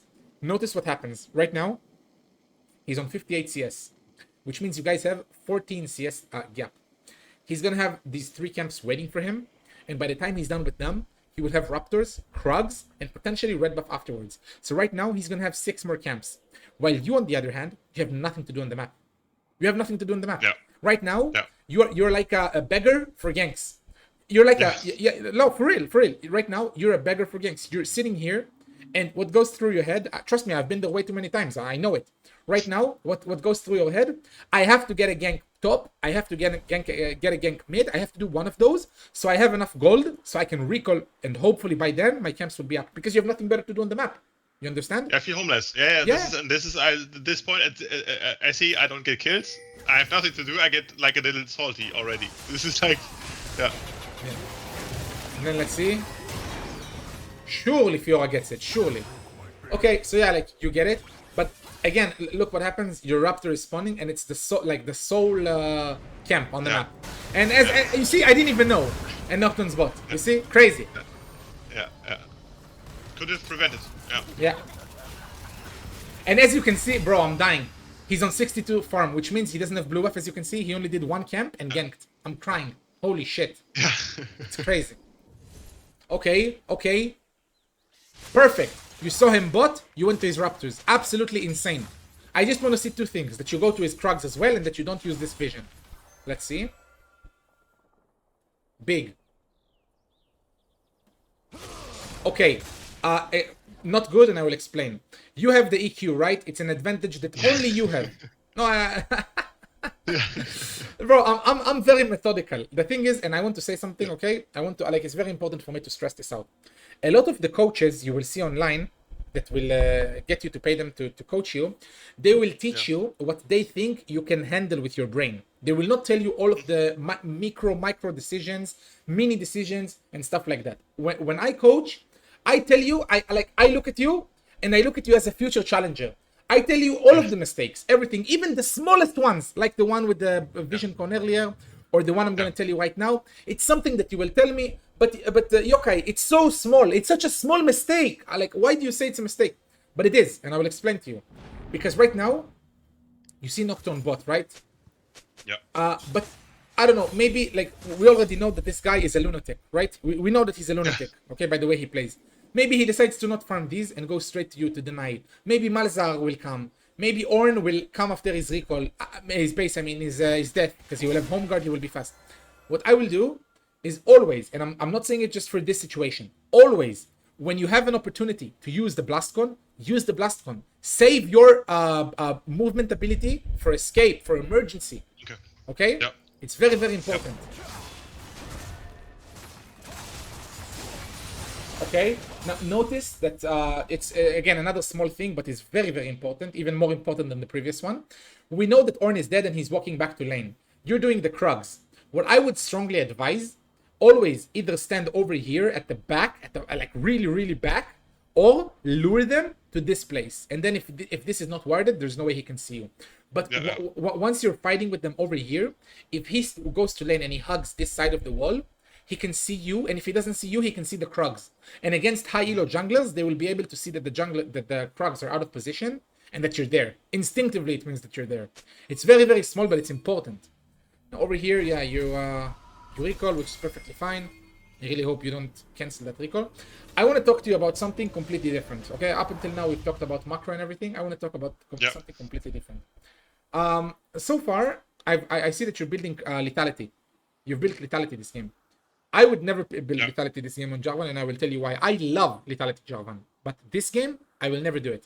The reason for that is that you already have AD Bruiser that can 1v9. You have an AD Assassin, and you have 2 mages that do a lot of damage. You lack frontline. What they have. And even if you do frontline, you can get Malzahar ulted, Nocturne ulted, Blitz hooked. Like, your team really, really, really needs a tank. Or not necessarily a tank, but an engager. And Jarvan items are actually so good against them as well. Because think about it. This guy attacks really fast. She has little tempo and attacks really, really fast. Frozen Heart is a core item on Jarvan against these type of champions. What I wanted to ask is also, like, typically, if I build like Bruiser, like more tanky, I do like the same build that Agreen basically does, because I watch his streams. Like the how do you even call the first item? It's not the Sky? No, the shield item. He always builds the shield item, and I don't like it. Honestly. He always builds like the shield item into Thunder Sky and never builds like Black Cleaver, and like all the other pros also build like Thunder Sky into Cleaver, and I always can't decide what is really better because your Q always reduces the armor, so I don't see the basically the urge to buy even more of this armor reducing But item. don't look at it only on the armor reducing. Look at it at the stats as well. Black Cleaver gives you everything you need. It gives you HP. It needs you cooldown. It gives you like attack damage. It gives you everything. It's just a generally good item. You understand? Like especially in this match, even my Twitch chat is saying as well, like Thunder the Black Cleaver is very strong here.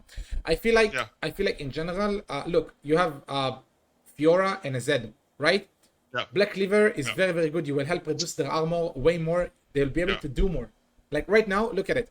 I'll be honest with you. This game you lost, and it really saddens me to know that because I look at it right now, and this looks like a one game. Like look at the scores. Like this game should be won. Let's see. Okay, you recall, and then you start building another lethality item, which again I think is a mistake. But let's see. Now notice how you ping Drake. I would never ping Drake here, and I won't start Drake here because you're close to finishing your jungle item. I really, really hope to see that you first finished your jungle item. Here, Vel'Koz uses all of his abilities. Wait, let's go back a bit. Vel'Koz uses all of his abilities on Scuttle. I don't really understand why. Like, look at it. But it's like not up to us. And then over here, I don't know why you walked up because we saw Malzahar clearing the wave, and probably he will go towards the Nocturne. Zed is halfway through the lane, and the wave is shoving towards him. Yeah, crazy rifle. So like we know Nocturne is here, Malzahar is here, probably as ult. Vlad is in bot, and Vel'Koz is like halfway through the lane. We don't know where Blitz is at, and Vlad can't come, he's low HP. So let's see what happens here. You get ulted, and you're forced to flashing out. And I want you to understand that right now what happens is, like you lost all of the prior to lane to Drake. Because if he gets his ult back, you just instantly die. Like he ults you and then you're just dead. Like ult, auto attack, you're dead. Yeah. Let's see. Okay, we saw them walk into your jungle. Yeah. Okay, now look. It's very, very important to understand. Oh my god, it's so close. Now look. Over here, notice how they use the vision cone, right? 1 second. Look, they use the vision cone, which means they see you. It's very, very important to notice those cyan color dots. Look how they see you. You have the eyes as well, which means they see you. They know your HP. They know that you're attacking the red buff, and it's over here. Like they can literally like hook the red buff. They can do so many things right now to harass you. You know, and like if Blitz was smart, and they just come to you like with Jarvan, with Nocturne, I mean, and they kill you, and then they have a free Drake. Or he hooks your buff or whatever. And then what you did, which is even worse, you used your Q again instead of waiting 2 more seconds for your E, and then you can just AA, like auto attack the red buff and just EQ out. You used your Q again. So right now you're helpless. If they decide to walk up on you, you're a sitting duck. You have no flash. You have nothing. Yeah. You understand? It's very, very important. And then this guy misses by the brink. Now you use your W for no reason here. W gives you shield. And then, okay, that's crazy. Now over here, you queued back in. He just walks. This is why I picked it. He just walks up AFK. He doesn't even look at the screen. But I think it's my fault. To go for this. Whatever. But you see, he's AFK walking. You didn't have that easy. I mean, I want to say it's worth. You know what? I want to say it's worth. I guess. I mean, that's 2 for 1. So it's whatever, but personally, I wouldn't have gone back in here. Yeah. Let's go. Now that I see it, I wouldn't go either. Yeah. Yeah. Okay, they dive the Jinx. That's a free Drake right here. You still have 2 more for the jungle item. Okay, no. Okay, I want to go back a bit. I wanna explain something. Personally, I would never go Drake here, and I will explain why. Like it seems like a free Drake. But it's not. There's a price for this Drake, and I'll explain it. Basically, think about it that way. Nocturne right now is probably around base, right? He's probably around base, just like you are. Where is he? Oh yeah, he's literally in fountain. Okay. think about it, that from his perspective, right? Jinx just died. Your bot is arguably pretty full HP. Zed is gonna get prio until Malzahar gets back to lane. And your top is dead. From my perspective, if I was the Nocturne, you would probably go for the Drake. What I would do, I would instantly go to your blue side. Now, why do I know your blue side is up? Do you know that? Like, do you know why? Because he's the one that did your blue last, if you remember. He invaded you. So he has a timer on it. He knows it's up. You know? So, yeah. I don't have a Jinx anyway. Zed will give you prio. Vlad will give you prio. The Drake is yours. I have nothing to contest you. But I will go and take your camps. What I would do, fuck the current given situation. Go to your blue side. Deny him taking your blue side. And then not only you deny him, but by the time you reach the Drake afterwards, like you do the 3 camps, and then you can perhaps leave the Raptors and the Krugs up. It's okay. Like you'll do them afterwards. Go to the Drake because you will have a better smite. You know, like that you killed him over here and then you died. So this is true. You know that he has 7 stacks. You have 2. So if you do your 3 camps here, you deny the invade, and then you go to your to the Drake and you do it, you have a better smite. He can't counter invade, like he can't invade you on the other side of the map. He doesn't have any value of invading you. You have a better smite, and if you're here, obviously he can't invade you to the Raptors and the Krugs. So you're just a winner. You win on every aspect. You lose nothing. You understand? That's just, I feel, typically I get pinged like, do the Drake, do the fucking Drake, and then I just, bro, fuck him. Slash me all. Yeah. Like, okay. I'll tell you, you don't even know. So you say in general it's better to basically clear the side any days, the top side, instead of just taking the Drake, even though it appears to be free. It appears to be free, but it's not really free, because look, you have camps up here. And see, even if the Nocturne was stupid to think that you would go to Drake, this gave you away. There was a ward. There's no way he doesn't run to your blue side. If he doesn't run to your blue side, he's silver. But like, I just want to see what he does out of curiosity. He actually comes to Drake. That's crazy. It's like unpredictable. This is what I meant. I just cannot tell. Okay, yeah, he understands that it's yours. Now I want to see what happens. He clears his Raptors. Nah, that's insane, actually. That's actually insane, chat. Like, that's actually insane. I have to say, like, that's crazy. That's, like, criminal on his part. But, like, no complaints. Like, I guess you got the Drake and whatever, but I want you to understand why in high reload this won't work. In high reload, you will do the Drake, but you will come here and you will see 3 camps gone. No. Okay. Back into your... Okay, you have the smite upgraded. You know about the fact that if your smite is upgraded, you can do 2 camps at once, right? You know that. Yeah, I know. Yeah. Okay, it's very, very important to use that. I use that a lot. I think it's broken. It's actually like sometimes I even do 3 camps at once. It's crazy. Okay, yeah, you just clear. Darkness. Yeah, he's top side. Okay. You're hovering mid for the ult, I guess. Okay, we see Nocturne top. Now, this right here is an int play, right? The moment he went in too far and Malzahar ulted him, it's an int play, it's gone.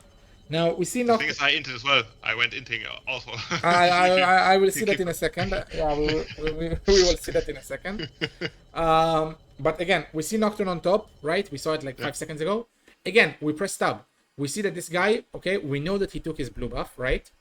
And we know that the blue buff is already gone. He died and he lost it and whatever. We know he did his red side, right? Because he has red buff up. He probably cleared his entire red side. But we know that there's a scuttle here. Like, we know that for a fact. In my opinion, just give it. Just go take the scuttle. Clearly, you can't take the rift. Your Vlad just inted. Your Fiora just inted. Just go take the scuttle. Hover Z, in my opinion. But let's see what happens.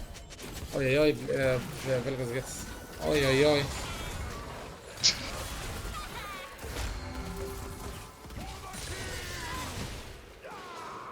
This would have been decent if you didn't take a tower shot here for no reason, so you lived a bit more. And then if Blitz got the kill, I would have told you it's absolutely decent. But because Jinx got the kill, that's very bad. Yep. But let's see what happens here. Nocturne is probably on the rift, yeah, I'm assuming. Zed is pushing mid. Yeah, he did the rift, okay. Now, I want to see what you do here. I expect you to run to the scuttle first. Or like, I don't know, I guess do the Krug and then run to the scuttle. Let's see. Okay, nice. Now, okay. I don't know why you smited it. Because look at the situation you're given, right? He did the rift. Maybe he recalled, maybe he didn't, maybe he's here, maybe he's not. But Jinx and Blitz are dead. Ornn is 0 HP, like we saw it earlier. Like if you like, obviously I played it on 2 times fast, but like otherwise you see that Ornn is low. Personally, I wouldn't smite Skull here, and I would just aim to invade. Like see what's up, you know. If there's a camp up, just do it. Let's see. Yeah, you see, right now you're doing a good play overall, but you don't have smite. Like what if he just walks up and steals it, you know? And you also use your E, so like you don't have an escape. So it's like, I just want you to understand, right now, you're putting yourself in a very, very weak position. You don't have smite, you don't have your escape, you don't have anything. What, will you flash? You understand? So it's very, very important. But now we seen Nocturne top side, so it's absolutely okay. Take his Grump. Now I want to see what you do next. Okay, right now, you're waiting for blue. What I would do, after doing the Grump, you need to maximize your gold income. A lot of the junglers, what they would do, like what they will not do, is they will not push side lane. Right here, look at the wave. Your wave is clearly shoving, right? You have 9 seconds, 9 whole seconds, until the blue spawns. You have a pretty decent word here, unless he walks up this way, which is maybe, you know, we don't know. It will take him a bit longer to come, right? We saw him on top side. What I would do here, there's a wave over here, we know that. Obviously, we've seen it because, you know, I just went backwards, but we see it anyways. Why? Because you look at your own wave. Like, the waves are mirrored, right? There's a wave literally coming up to this bush. Literally coming up to this bush. Which means there's a wave literally coming up to this bush. Right? Let's see, yeah? You understand? And it's a cannon wave as well. So, those 8 seconds until the blue buff spawns, go and shove it. Until the Z will come, the wave will be long gone. You need to maximize your gold income. Now here, you don't take the blue. You prefer to tackle. Okay, let's see. Okay, and then you do take it. So you see, like, that's it's very important to be decisive, because you wanted the blue. Obviously, you didn't go for the wave because you wanted the blue. So if you wanted the blue, make sure you take the blue. Like I just want you to understand. Imagine you stood over here, and you're like, okay, I'm waiting. Let's see what happens. And Blitz randomly decides to hook this bush in case someone's there. So you lose the blue, you die, you don't get the wave. Like, you understand? Yeah. You know, there's a saying in my language which fits the situation here. It's better to have 1 bird in your hand than 2 birds on the tree. So it means that sometimes it's better to have something that is 100% secured than to flip it for something that's not guaranteed. Okay, over here you're chasing. Okay. Personally, yeah, like right here. Stupid. Yeah, like just leave the Jinx. Like fuck it. She wants to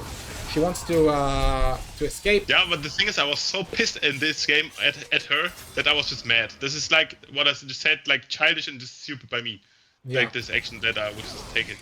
Yeah, but I just want you to understand that over here, this is like I don't want to say like a game deciding fight, but it sort of is, because it's time for your Vlad to be stronger and like pop off. He gets a good hook, and Vel'Koz is a bit fucked now, and Vel'Koz drops, and yeah, Vlad has to flash and get the kill, and then he just dies, I guess, or I don't know, maybe he kills. Actually, I don't know. Fiesta, I don't know. Fiesta, I don't know. It's Fiesta. Actually, it doesn't die, but see Vel'Koz die. What am I doing? And yeah, I have no idea. But you see, this guy gets out as well. The Jinx got gotten out, and the Ornn probably gets out. All of that because you chose to. Yeah, I mean, I got the Jinx, but yeah, I still get your point. It's better than to fight with my team. Yeah. Especially because look, the Jinx. It's not like she has a shutdown, right? She doesn't have a shutdown. Like fuck her. She's irrelevant. You know. Yeah. Yo, Vlad on the other hand has Dark Seal. If he dies, it's much more valuable. Yeah. He uses exhaust on you again. Nah, this guy should be terminated, honestly. Crazy, man, crazy. Okay. Okay, now your camps are up. I want to see you heading to the red side.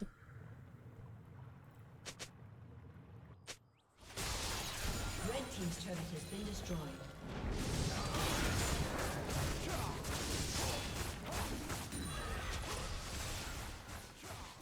But again, this is like a pattern that I do, right? I usually clear the raptors, and then the buff, and then the other what is it? The things. Yeah. But you told me like basically I should always do them together, right? And not the buff first. Yeah, like don't do the don't do the buff in between. Either do the buff first or the buff last. But at this point in time, does it really matter that much? Because I think it's like how many seconds? Look, it doesn't really matter that much, but it does matter Yeah. a bit. Because look, look, I want to show you. So you finish the Krugs here, right? Yeah. Yeah. Yeah. Okay. Krugs are down, right? This one is 153. This one is around 215. So there's like another, I don't know, I guess until you finish that one later on because your lethality, you will still have around 10 seconds, which is still valuable, you know? Like it's not like in the early game 20 seconds. It's 9 seconds, 7 seconds. It's still something. Once you do it every single clear and on both sides, it amounts to a lot. Let's see chat, micro tips. If you can get close to them, auto and use W. If you save DQ for blitz flash, he die. Yeah, also true, also true. Let's see over here. Vlad is kind of emptying. You're going to help him. That's not good. You're gonna like die as well. Yeah. Here you just give the Drake. Like Zed is dead, Vlad is dead, Velkos is dead. Yeah, you're sitting here. That's not good. Oi, oi, oi. Oi, oi, oi. Crazy. Does he have wards? He has wards and he doesn't ward this? That's crazy. Oh! What is this flash?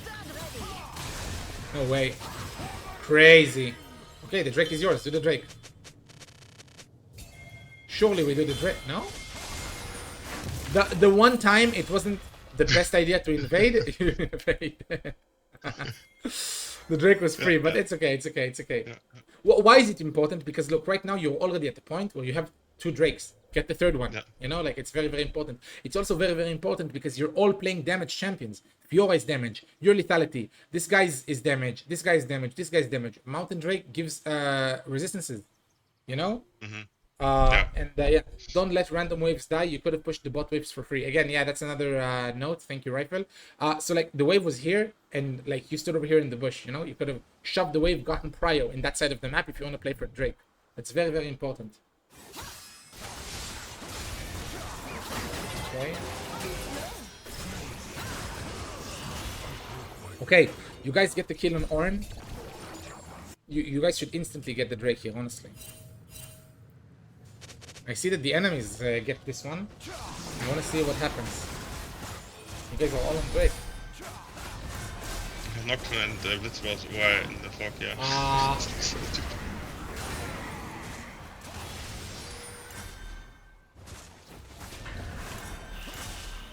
I know it's small, yeah, I know it's small, and maybe you didn't have the chance to actually see it.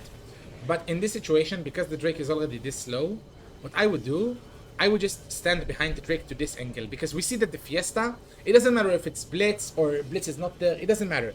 We see that the Fiesta is over here, just stand in this side.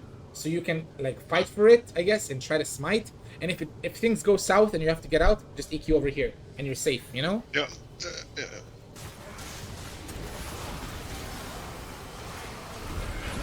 Yeah, and the thing is, which is so sad, that you literally just queued, like you EQ'd just before he hooked you, so you couldn't get out. Yeah, that's really unfortunate. But just try to stand behind the objective next time. Yeah, Nocturne gets the Drake. Fiora kills. Crazy how your Zed is pushing top. Crazy, I find that to be unreal. Fiora is But you see also how the Fiora did like, I don't know, 2 minutes instead of just helping us at the Drake. No, yeah, I saw. I picked it and yeah. It's just an end by them. Yeah, it's cool.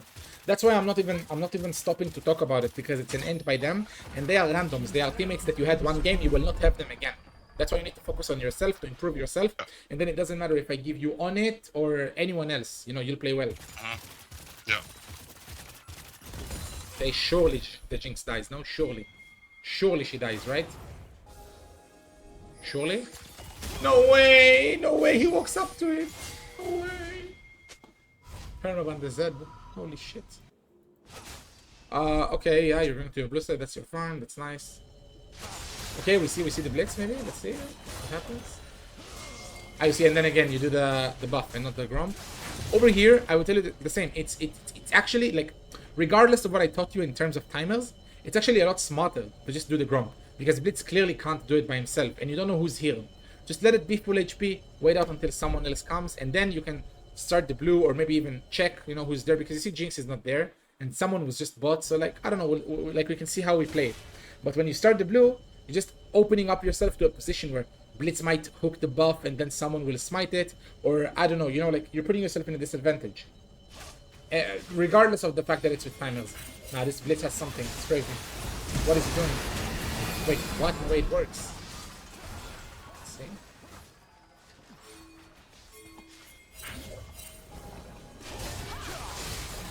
Okay, you EQ.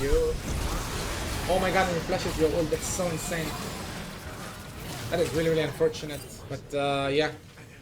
Look, if Blitz goes to you like that, the support, clearly they're all here. Like it's like I would never go in here if I were you. Like it just comes to show that like they're 100% here.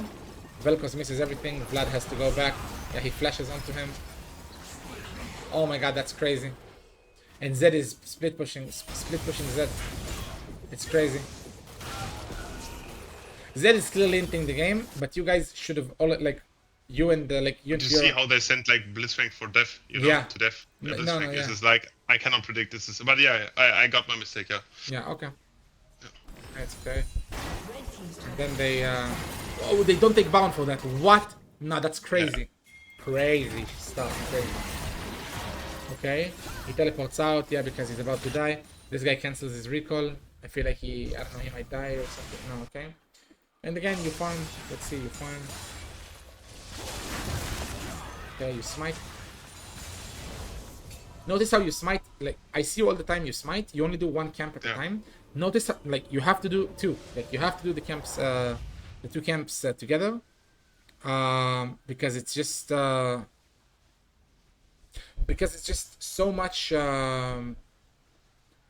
more valuable to use the smite for two camps. Yeah, I think I have to train it. So basically, you mean like pulling the chicken I and will show the you. red I will show you in together? practice too. I will show you in practice too.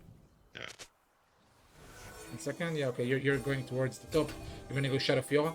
You see that this is red. It means that you're on vision, like from here, or from here. Yeah.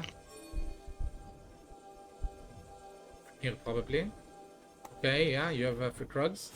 But what I would do here is look. It's very, very important. I want to.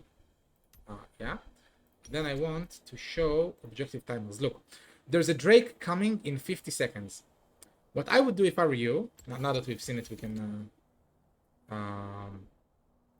disable it. There's a Drake coming in 50 seconds. Notice how, yeah, okay. Notice how here, there is 12 seconds for the bot scatter. If I were you, right now, look, you don't have prior to do Baron. And your teammates are pushing this. I don't know how he can allow himself to shove when he's this low HP alone, but it's whatever. What I would do if I were you, I would go take the bottom scuttler, because you need presence on Drake. You need to have vision on Drake. You need to have prior on Drake. And right now, I understand you guys want to play on Baron, but you need to play also for Drake. Like, Baron is good, but you're also 2 points away from Sol. And if you, like, if the Drake wasn't fucked up earlier, this should have been Sol. Scuttler spawns in this point of the game. Like, people don't understand that today. Because you know how they change Scuttle. Scuttle now changes when the Baron is up. You know that, right? This weird looking thing. Yeah. Yeah, like in the beginning of the game, Scuttler is like it used to be 10 years ago. It's green, small, doesn't give much. After the Baron spawns, it becomes purple. Once you destroy it, it's like a huge vision cone towards everywhere. Yeah. And it's very, very, very, very, very, very, very, very important. Why? Because it makes all the wards go 1 HP. So you can clear them very, very fast. And you can get prior over an objective. I understand you guys want to play for Baron. But your teammates are already doing it for you. Fiora is shoving top. Vladimir is shoving mid. Right now what you're doing is you're taking his camps. It's good. But it's much better to get the vision on the river. On the bot river. Because the Drake is spawning. Now, let's see what happens here. Red team's turret. You take his red. Okay. Vladimir is recalling. You guys are trying to cheese, I guess, but they see you. Okay. Now this is not good. Why is it not good that you smite it here? I will tell you. Drake is going to be up around 20 seconds. Baron is also up. You want to have two smites for this. You don't know what will happen. Maybe you will fight over this objective and then go to the other one. Maybe you will take this objective and then you need to smite it because of Jinx Rocket, Nocturne, ultimate and whatnot. Don't waste your smite in this point of the game for Krugs. It's completely not good and it doesn't give you much value. Now over here as well, I would not wait here for the control ward. For the control ward or ward, I would not win it. Why? Because we've seen Nocturne and everyone in top side. And right now, you are very, very, very vulnerable. If they somehow kill you, they have a free Baron and a free Drake. Like, you understand? Yeah, 1%. It's very, very important. No, Jinx is top side. Clearly, she's not alone. Yeah, clearly. Yeah. In this point, what I would do, listen, what I would do here, again, I will show it. Bro, Drake up in 10. Fuck the Fiora. Fuck the Fiora. EQ over here, spamping the Drake. Oh, I want Vel'Koz, Vlad, and Zed, all of you on Drake. They're all top. They're all top. Yeah. It's crazy. Because you guys can do the Drake and still rotate in time for Baron, I feel like, And yeah, like, it's crazy. And if they decide to do Baron, I'll be honest, you can't fight in 4v5 with Fiora gone. So just give it, and just play for the objective. Like I told you earlier, one bird in the hand and not two on the tree. If I right now int with Fiora, they get Baron and Drake. If I just go Drake, I 100% get the Drake. Maybe they get Baron, maybe not. But at least I know I got the Drake. It's very, very, very important. Well, let's see how this plays out. Yeah, that's very, very important. Not good. Yeah. That's very unfortunate. Because now you see, you traded yourself as the smiter for a Fiora, which is completely irrelevant. And she might die as well here if she stays. Let's get the minimap bigger.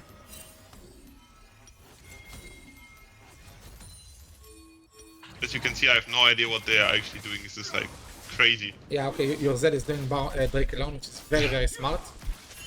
Now they're doing the Baron, which is obvious. They're not gonna finish it as I see. Oh yeah, Vel'Koz is dead. Oh yeah. Oh yeah. Oh wait, and they did finish that? No. Oh, they did. It didn't show on map, on the line. Yeah, so they took Baron, and from now, I'll tell you the truth. Right now, the game looks very, very bad, like for you guys. Yeah, Jinx is just pushing. You're up. Yeah, your camps are gone. Yeah, like you see how Nocturne went to this side and then he went back. You can tell your Raptors are gone just by the movement. Look, we see Nocturne heading over here, and then around 10 seconds afterwards, he comes back. Our Raptors are gone. Like you can see it instantly. Right now, you're going back to Fountain. Wait, what? Wait, what? Blue team's turret has been destroyed. Blue team's turret has been destroyed. Oh, you didn't move. Let's do Okay. something. Yeah, this is why I went back. I have no idea. I don't know what I did. What the fuck? But you see, because you went back, you lost your top side as well. Yeah, okay, nice. Just get it and get out. But see, right now, you like, it's crazy how you still have a CS lead on him, despite the fact he didn't farm well at all the entire game. Yeah. It's like very disappointing to see that we lost this game and I lost to this Nocturne, just because of, I don't know, the accumulation of mistakes, I guess. Yeah.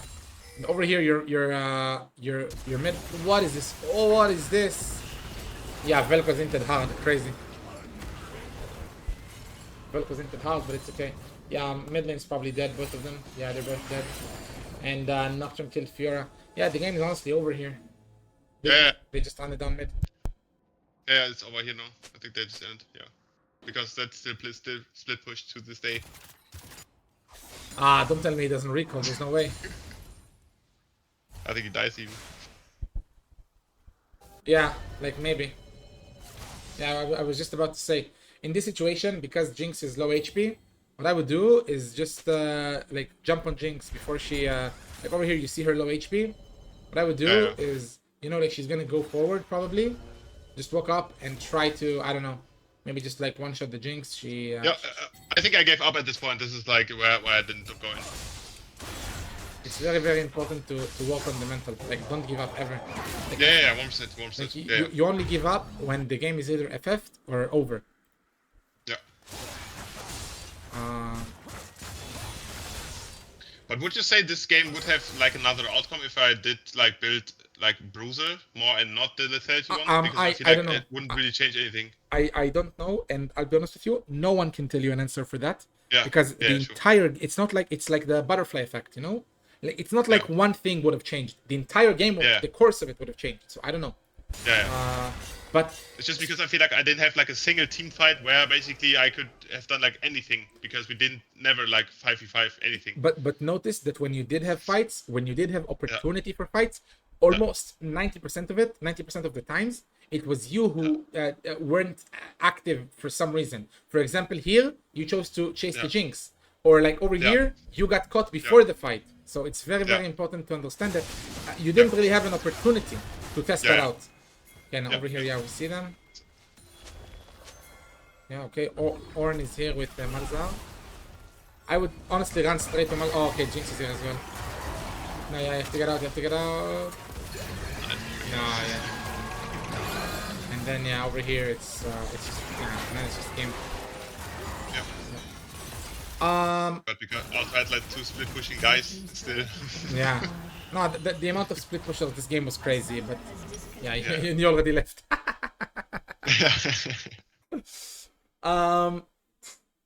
But yeah, look, at the end of the day, even as an assassin, assassin, you had least damage on your team. And I want to point that out, that sometimes in League, and you know, I talk about it a lot in my coachings and my streams, sometimes in League, it's not about the build you buy. It's about it doesn't matter what items you buy, in terms of like, I bought damage to do more damage. Sometimes it's the other way around. Like some games, you know, you will see me, and I have a video on it. I will send it to you afterwards. It's in a foreign language for you, but I just want you to see the essence of it. I was playing Evelynn, and I was giga fed, and enemy team had Malzahar. And in order to 1v9 the game, I bought QSS on Evelynn, right? It's an int for like every measure would tell you it's an int. But I bought QSS. Why did I do it? Because the QSS, despite not giving me a 6th item in terms of damage, it gives me the ability to be able to inflict my damage in a more safer, more consistent way. With you building lethality this game, it's like, yeah, stat-wise, you have better stats. You have more damage. You have more AD. When you do your combo, you inflict way more damage.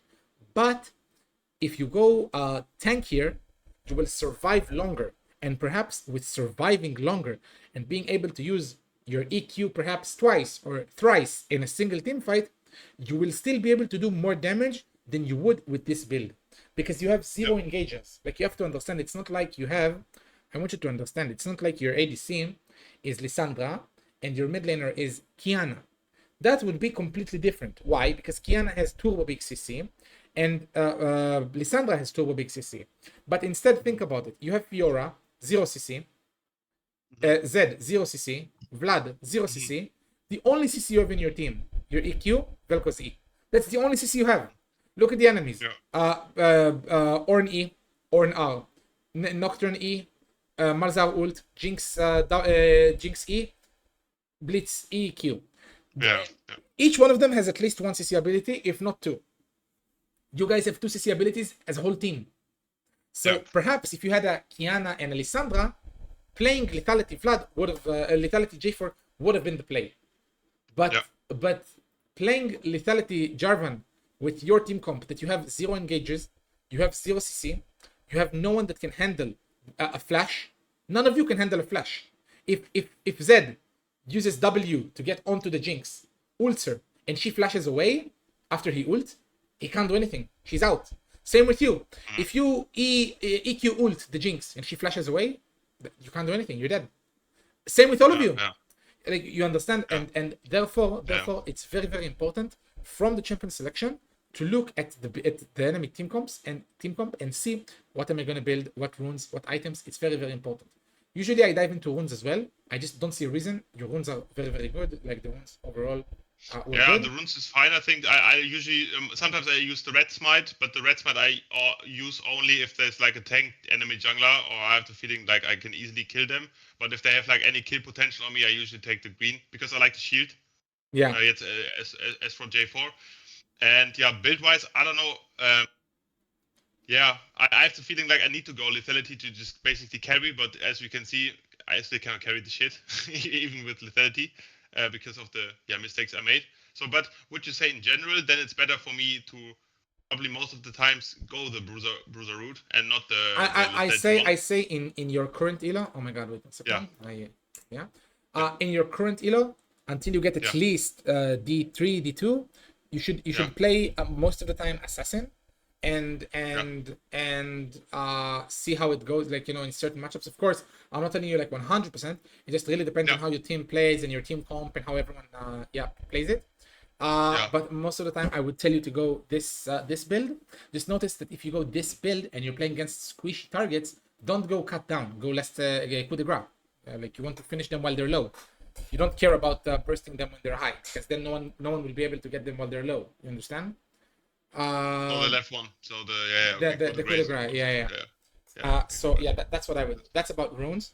About itemization, I think your itemization was pretty good for lethality Javan. I would go yeah. Edge of Night. I don't know if you plan to go it next item or I whatnot. think usually I take the one that reduces damage. The stance. Yeah. Usually this is my fourth item. That stance is good, but I don't know. I feel like getting that as a single defensive item, it's very situation, like it's very dependent on the situation. I wouldn't tell you it's always good. It's just very situational. Typically I build last more or like a spirit visage. This is like the item that I typically buy. Yeah, but I think itemization overall, you you did it very good. Let's see your other games with Javan. Yeah, this one Thunder Sky. Why did you go Thunder Sky? Yeah, okay, understandable. And then here, typically I make it depend on how much feed I get in the early if I want to go like yeah, but you see it's very important to not be that dependent on it. Why? Because what do you do in games that you don't get? Like, what will you do? You understand? Typically I buy the Hydra and then go the Bruiser Rod and then it's fucked up. Yeah. This is like the yeah, I see. I'm gonna write down a few notes right now for myself. Like I told you, afterwards you get it in an organized report. You get it everything. But I just want to write a few things for myself.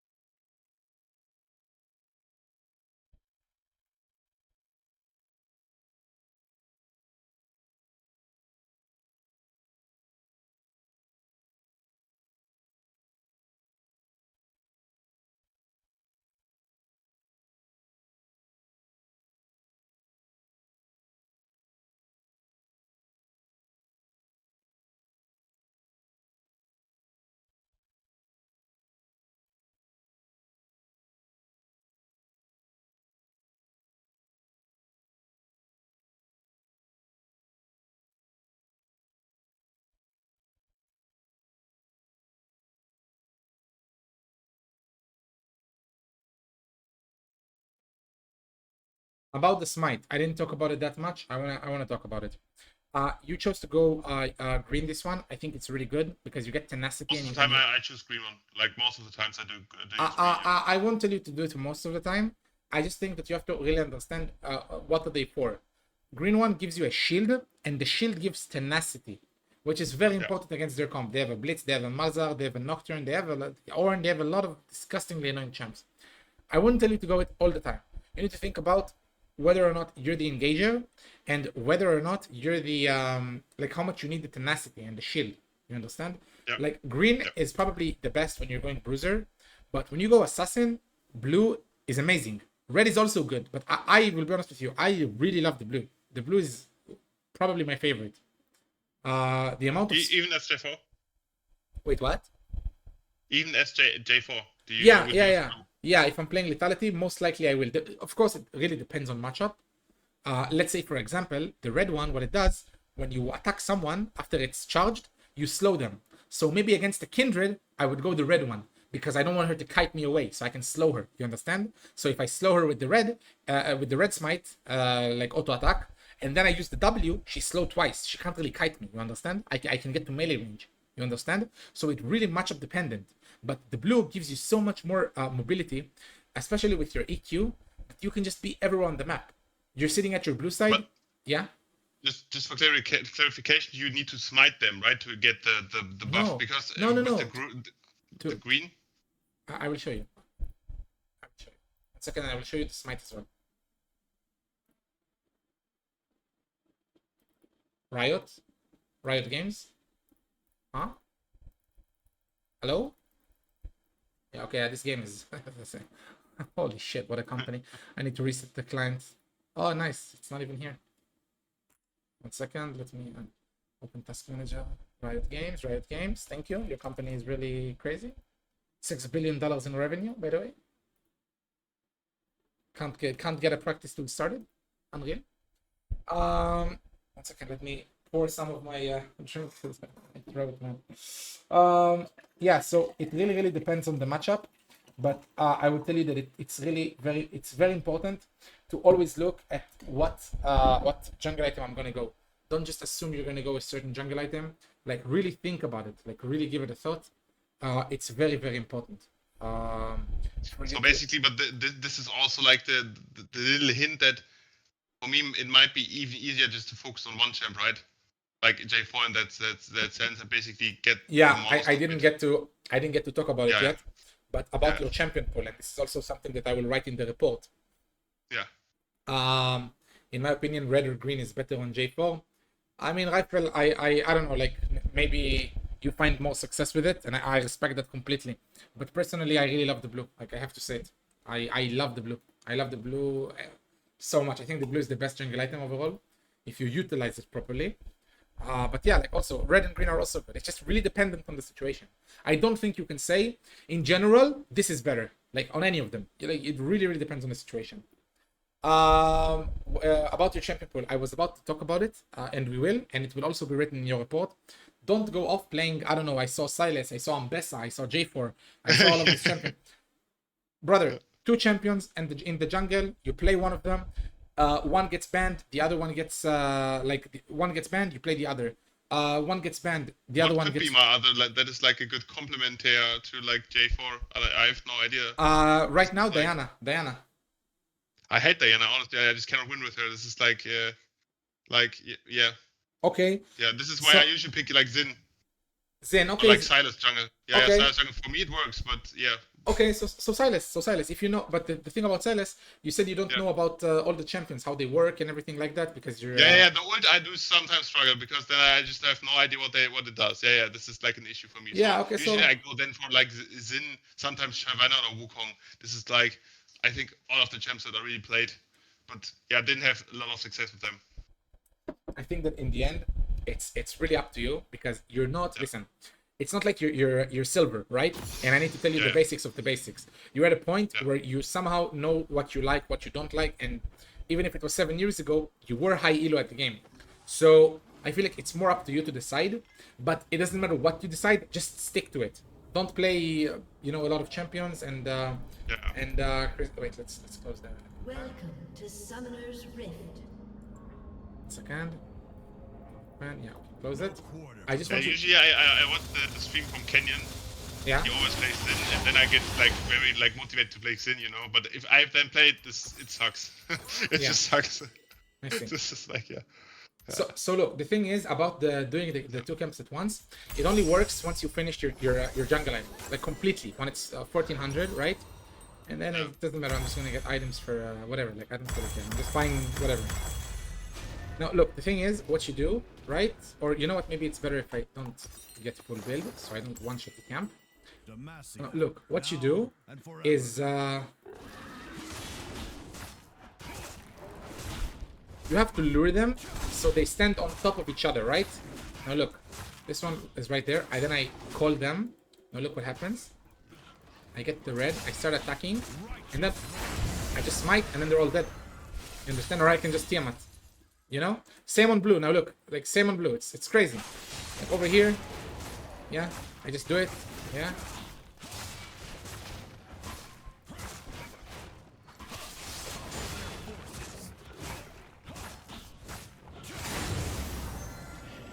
You understand? And you can even do it like on 3 camps at once, which is harder, but it's achievable. Like, you know, let's say you do this, right?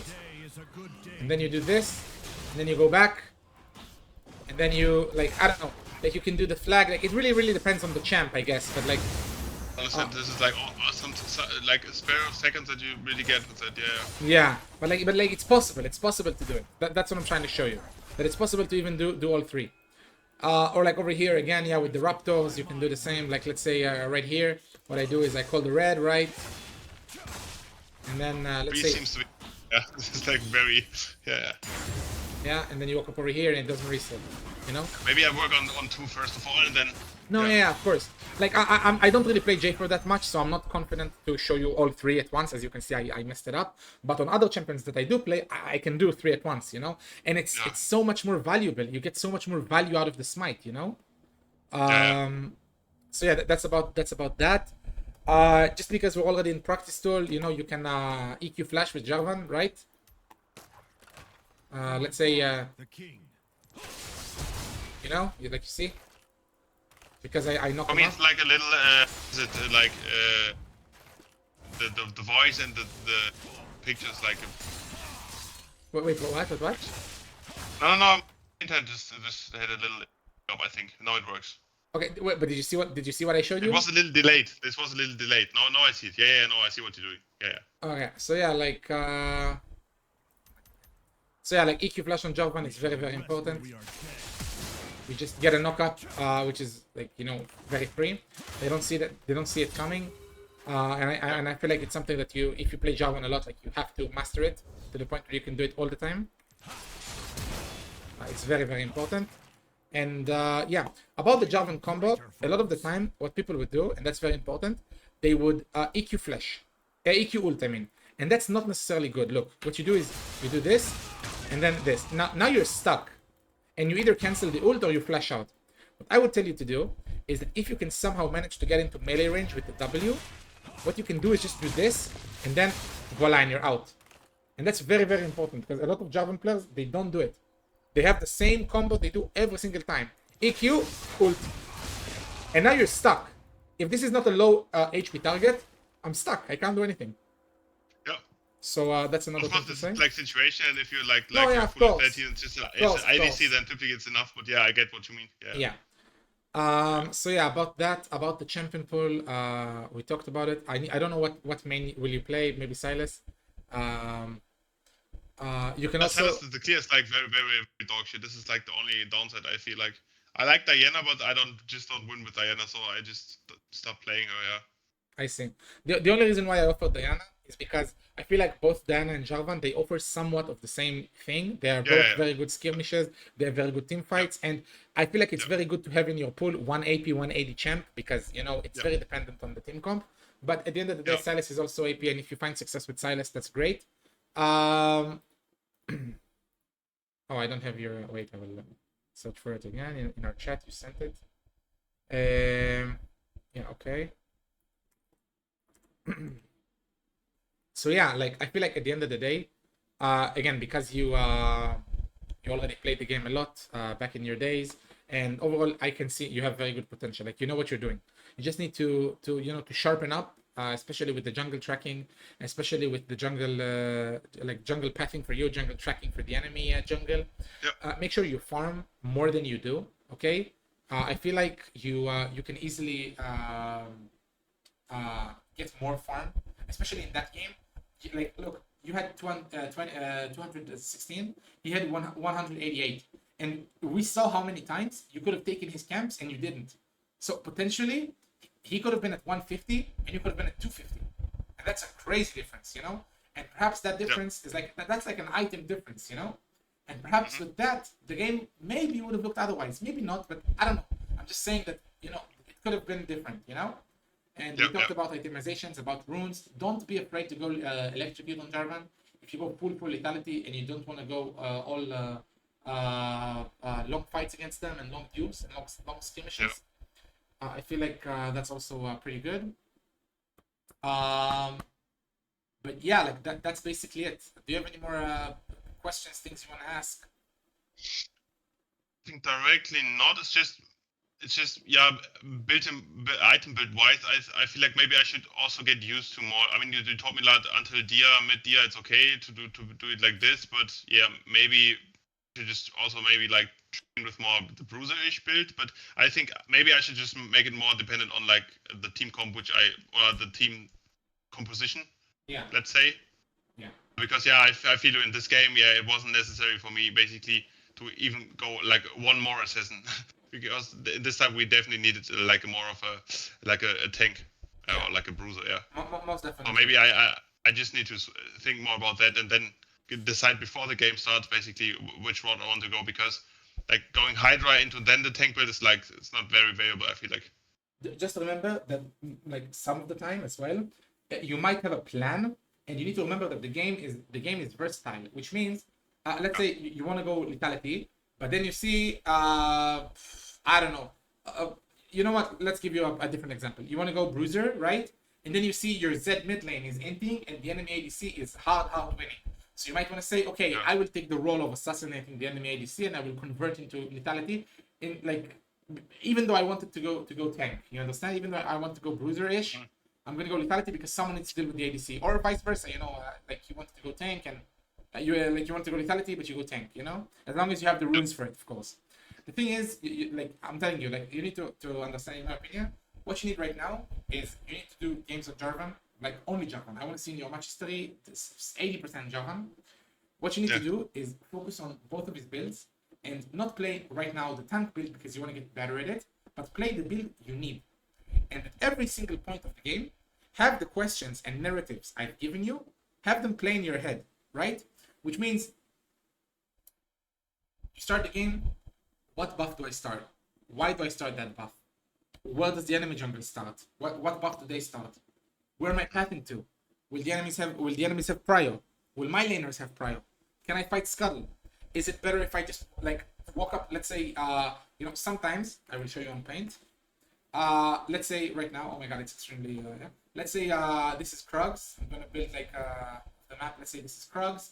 So this is Raptors, this is Wolves, and this is Grom. Are you able to see it, right? Like the... Yeah. So sometimes, you know, what I would do is, if I know, for example, this is my red, right? Yeah, this is my red. And let's say this is the river, and this is their blue. If I know, for example, that the enemy Shaco, which can invade me, if I know he starts on blue, I might start on my red on purpose to deny invade.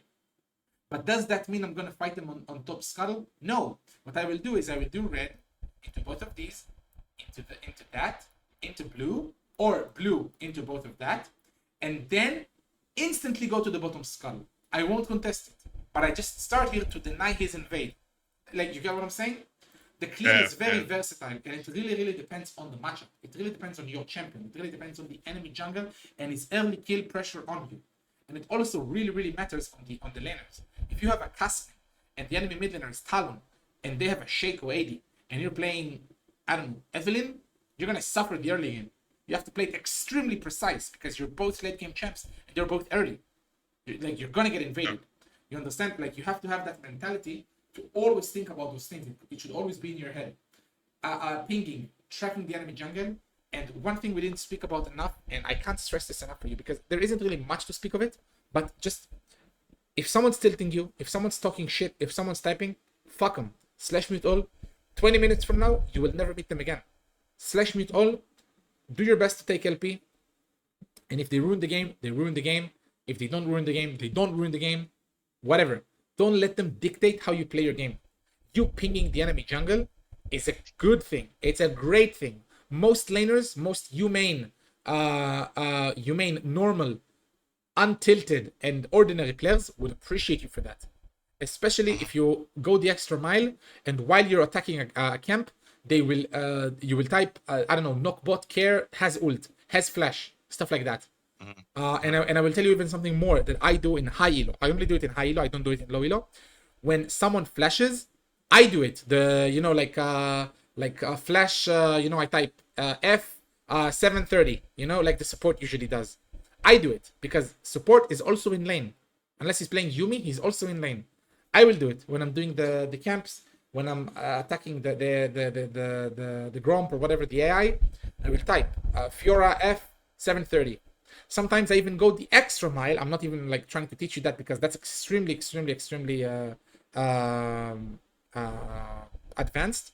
But I think about maybe the laner that used flash. Maybe they have Cosmic Insight, which is a rune that decreases the flash timer, and then I like actually calculate exactly when they will have flash. I go to these advanced levels, and then my laner knows precisely when the flash comes up.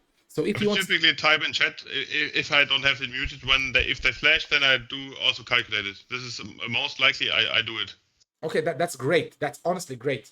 Yeah, but it's not like variable because people they just don't recognize it anyways. It's like whatever. But yeah. But at least, but again, just like with the pings, at least you know that you're doing the good play, the proper play. And it's better to do the good play.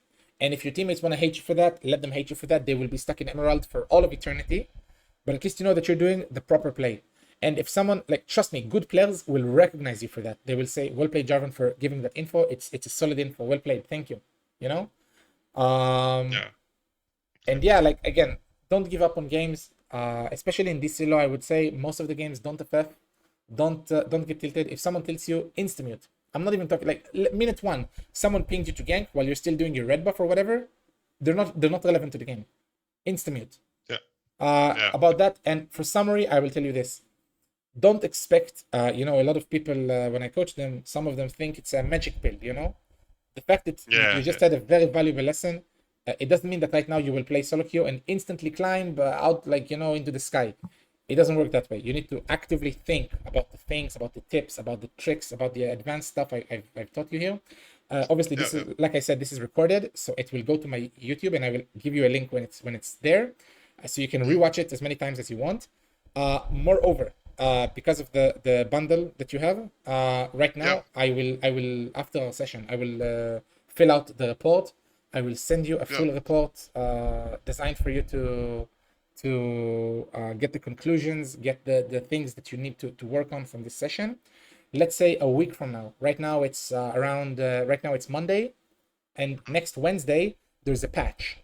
I don't want to lose the game votes because you can't view previous patch games. You can only view current patch games on replay.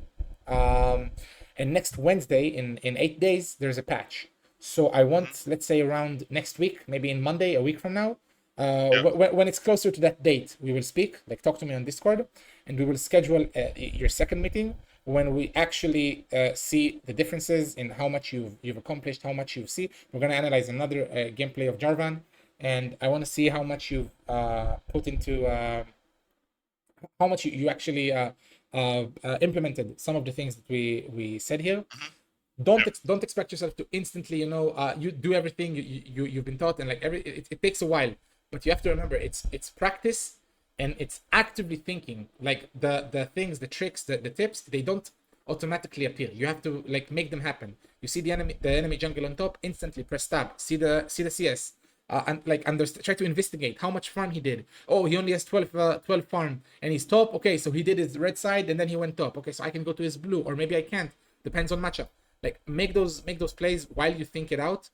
But I'm sure you can climb. I'm without a doubt. This was the game that I chose to pick out for us because I thought this was the game that we can learn from the most. But if I look at your other games, overall, you're a very good player. I can tell. Like I can tell. You just need to like. I don't even count these. Like I don't care about them. I want you to stick to Javan. Yeah, like no, Yeah. I'm looking at your Javan Yeah. game. Like this as well. I like fuck it. I don't care. I want to see your Javan games. And overall, look, that's a very good game. Okay, this is the one we looked at. That's a very good game. That's a very very good game. And these are also very good games. Overall, your Javan is very good. You just need to not tilt. You don't need to get burned out from it. And again, like just grind it out, and work with everything, and you can climb. I'm telling you, like, I don't want to be like, you know, I don't want to stress you into it, but if you play like a good amount of games and you practice everything, and we do the session in a week, I think that in a month from now, at least you can get D4, at least, if not more, at least D4, at least, if not like D3, at least. Like it's very achievable. Yeah. Then from Diamond to Masters, it's completely different. Like, you know, it's already a different level. You can play with a different level of gameplay from other people. Yeah. But do you have any more questions? Any more things you want to say? Any more things you want to know?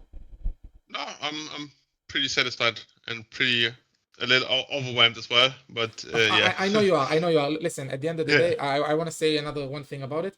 I know that it's very rough. Look, at the end of the day, we've been here like what, 2 hours and 20. We've been talking, and I've been showering you with information and stuff. And that's another reason why I want it to be recorded. I want you to be able to review it again and again, as many times as you need, so you can learn from it more and more and more. And maybe today, at a certain point, you know, you've lost the connection in the brain to be able to understand more information, you know, on top of the information you've already been given. That's why tomorrow you can watch it again and sharpen out the things you didn't understand. And of course, you can message me on Discord if there's anything you want to get cleared out, or something you want to clarify. But yeah, that's basically it. Perfect. I hope you enjoyed. I hope you learned a few new things, and definitely. I'm so glad to hear it. And I'll be waiting for next week to see how far you've come. Yeah. Thank you. Have a good evening. One more thing. One more sentence that I have to say that I didn't say in this entire conversation. Don't play for LP for now. Play together because you came back from a long break, right? You came back from a very long break, and you're still studying the game. Abilities, champions, ultimates, the jungle changes, the lane changes, the item changes. In the meanwhile, play to get better. Play to like I said, like to completely understand how the game works. And once you do, the LP will automatically come to you, because you're a very good player. I can tell. Like I can tell you have more than the basic fundamentals a player in your elo has, and it's just a matter of time for you to closing up on the details that you need for the game, abilities, champions, things you missed, and you'll turbo rocket out of this elo. I'm telling you, like 100%. Right. And thank you for your confidence. No, for real, yeah, like yeah. And cheers. Yeah, thank you for your time, and have a good evening. You too, my friend. Yeah. Bye. Bye.